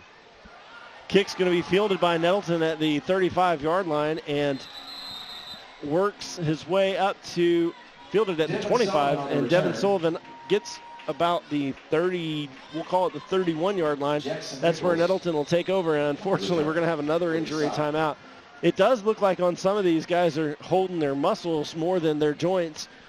You at least, that's what, if you're going to get injured, that's kind of what you want to see. Just get over, get him some water, get him a banana, and get him back on the field. I think he's cramping up again. And we saw a lot of this last week in Pocahontas scrimmage against Valley View. There was a number of players getting cramps, and, we're ramping up this off-season conditioning trying to combat these things. But, it's hot and long games, and those things happen. Cade Carter back into the game for Nettleton, and he's going to give to Donnell Williams. Williams with the carry straight up the middle, a gain of about 5. as we reach the 4-minute mark in the fourth quarter. Taylor Snyder on the stop. Gain of 4. It's Taylor Snyder with the tackle for Pocahontas. Quietly had a pretty good game tonight. We have called his name tonight. I was going to say another something to hang your hat on is the play of Snyder tonight at that DN. He just made the starting lineup at DN this week. He didn't start that position in the preseason game or scrimmage game. Carter with the inside handoff to Nathan Young, who bounces it outside, lowers his shoulder, and works his way across the 40-yard line. Lee Johnson on the stop. See if they give him the first down. It's awfully close. Needed to make the 41 for the first down, and they're going to spot the ball right at the 41-yard line, and now the official gives the signals to the chain gang, tells them to move them forward. And another first down for Nettleton. They'll operate quickly as Carter works out of the shotgun with Young flanked to his left. Bobbles the snap, loses the handle, and Young able to fall on it. The quarterback, Cade Carter, never got the snap cleanly, and as it fell in front of him, Nathan Young able to just fall on it. It'd be a loss of 3 for Nettleton, and it'll bring up 2nd and 13. Quan Lee on that tackle for the Redskins. They haven't called his name a lot tonight. They're going to depend on him as the season goes along to start stepping up. Carter takes the snap, this time fakes the handoff, and he'll keep it himself, working to the left, cuts it back inside, and going to be wrestled to the ground about the 42-yard line. A gain of about 4 will bring up 3rd and long. It's a nice fake by Carter there. That's the first time we've seen Carter keep the ball on the read option play tonight. Clock rolling. We're about to reach the 2-minute mark as Nettleton nears closer to a victory in week 1 of the Tubetown Rivalry Series in Arkansas. A little bit of confusion in the backfield right now. I think Carter's got him straightened out. It'll be 3rd and 8 from the Nettleton 43-yard line as Carter works out of the shotgun with Nathan Young to his right. He'll give to Young now. Young shoots through the hole and going to be awfully close to a first down. It'll depend on the spot. Young on the carry. Taylor Snyder on the stop. You like this? Young, that's a good burst for him there. First down, Raiders. He does make the line to gain, and it'll be another Nettleton first down. I don't know how many more plays they will run as we're now to the 1-minute mark. Clock about 1 minute. Maybe 2 more off just to get your young offense some experience. We reached the 1-minute mark, and Carter looks at his wristband. And now, I believe we're going to have a delay of game. Yep. I don't know that they ever reset the play clock. I was looking at it just to kind of see in this situation how many more plays they had to run, if they would run. But the official looks up and sees it as 0 and pulls his hanky out regardless. So they'll mark off 5 yards. It'll be 1st and 15 as clock rolls inside of 50 seconds now, and that's probably the way we're going to finish it. Cade Carter going to take at least 1 more snap, and he'll give on the inside handoff to Young. Young working across the 42 to the 43-yard line. I doubt we'll snap the football again, Mike. I think that's going to be about it. 30, Jonathan Jacoby, another score. Last year, Nettleton wins going away to break a 4-game losing streak against the Redskins. Now they take a 14-12 lead in the all-time series and 2-0 run right now against the Skins. Nettleton kind of dominated the first half and then just kind of cruised the second half. Pocahontas was able to do some really nice things in the second half, hopefully build their kids some confidence back. But as clock rolls to 4 seconds, they're not going to snap it again. And that's the way things are going to finish here from Raiders. So your final from Raider Field, it's Nettleton 42, Pocahontas 21. Nettleton with the victory as they improve to 1-0 on the season. We're going to take a quick break. We'll be back to wrap this things up. You've been watching the Rivalry Series on Tubetown. My late friend James Gandolfini and I got to know a lot of combat vets over the years when we were in Iraq and Afghanistan. And it guts me to know that 22 of you are taking your own lives every day. Yeah, I play tough guys in the movies, but yous are the real tough guys. And the toughest thing to do sometimes is look for help. I want you to know, reaching out is an act of strength. And our friends at Wounded Warrior Project are here to help. You don't have to go it alone. Your final from Raider Field is 42-21. The Nettleton Raiders with the win over Pocahontas tonight. Casey Pierce, Mike Thompson for Tubetown's Rivalry Series. Mike, as we mentioned just before the end of the game, Nettleton cruised out to a big first half lead. They led 35 at halftime. Pocahontas was able to get a couple scores on the board in the second half, but Nettleton pretty much had their way with Pocahontas tonight. Yeah, the score, almost a duplicate of last year's score. I think last year was 42-20, but in all honesty, this game wasn't that close. So I think both teams saw some things they really liked. I think both teams saw some things they certainly can build on, and we'll move on to week 2.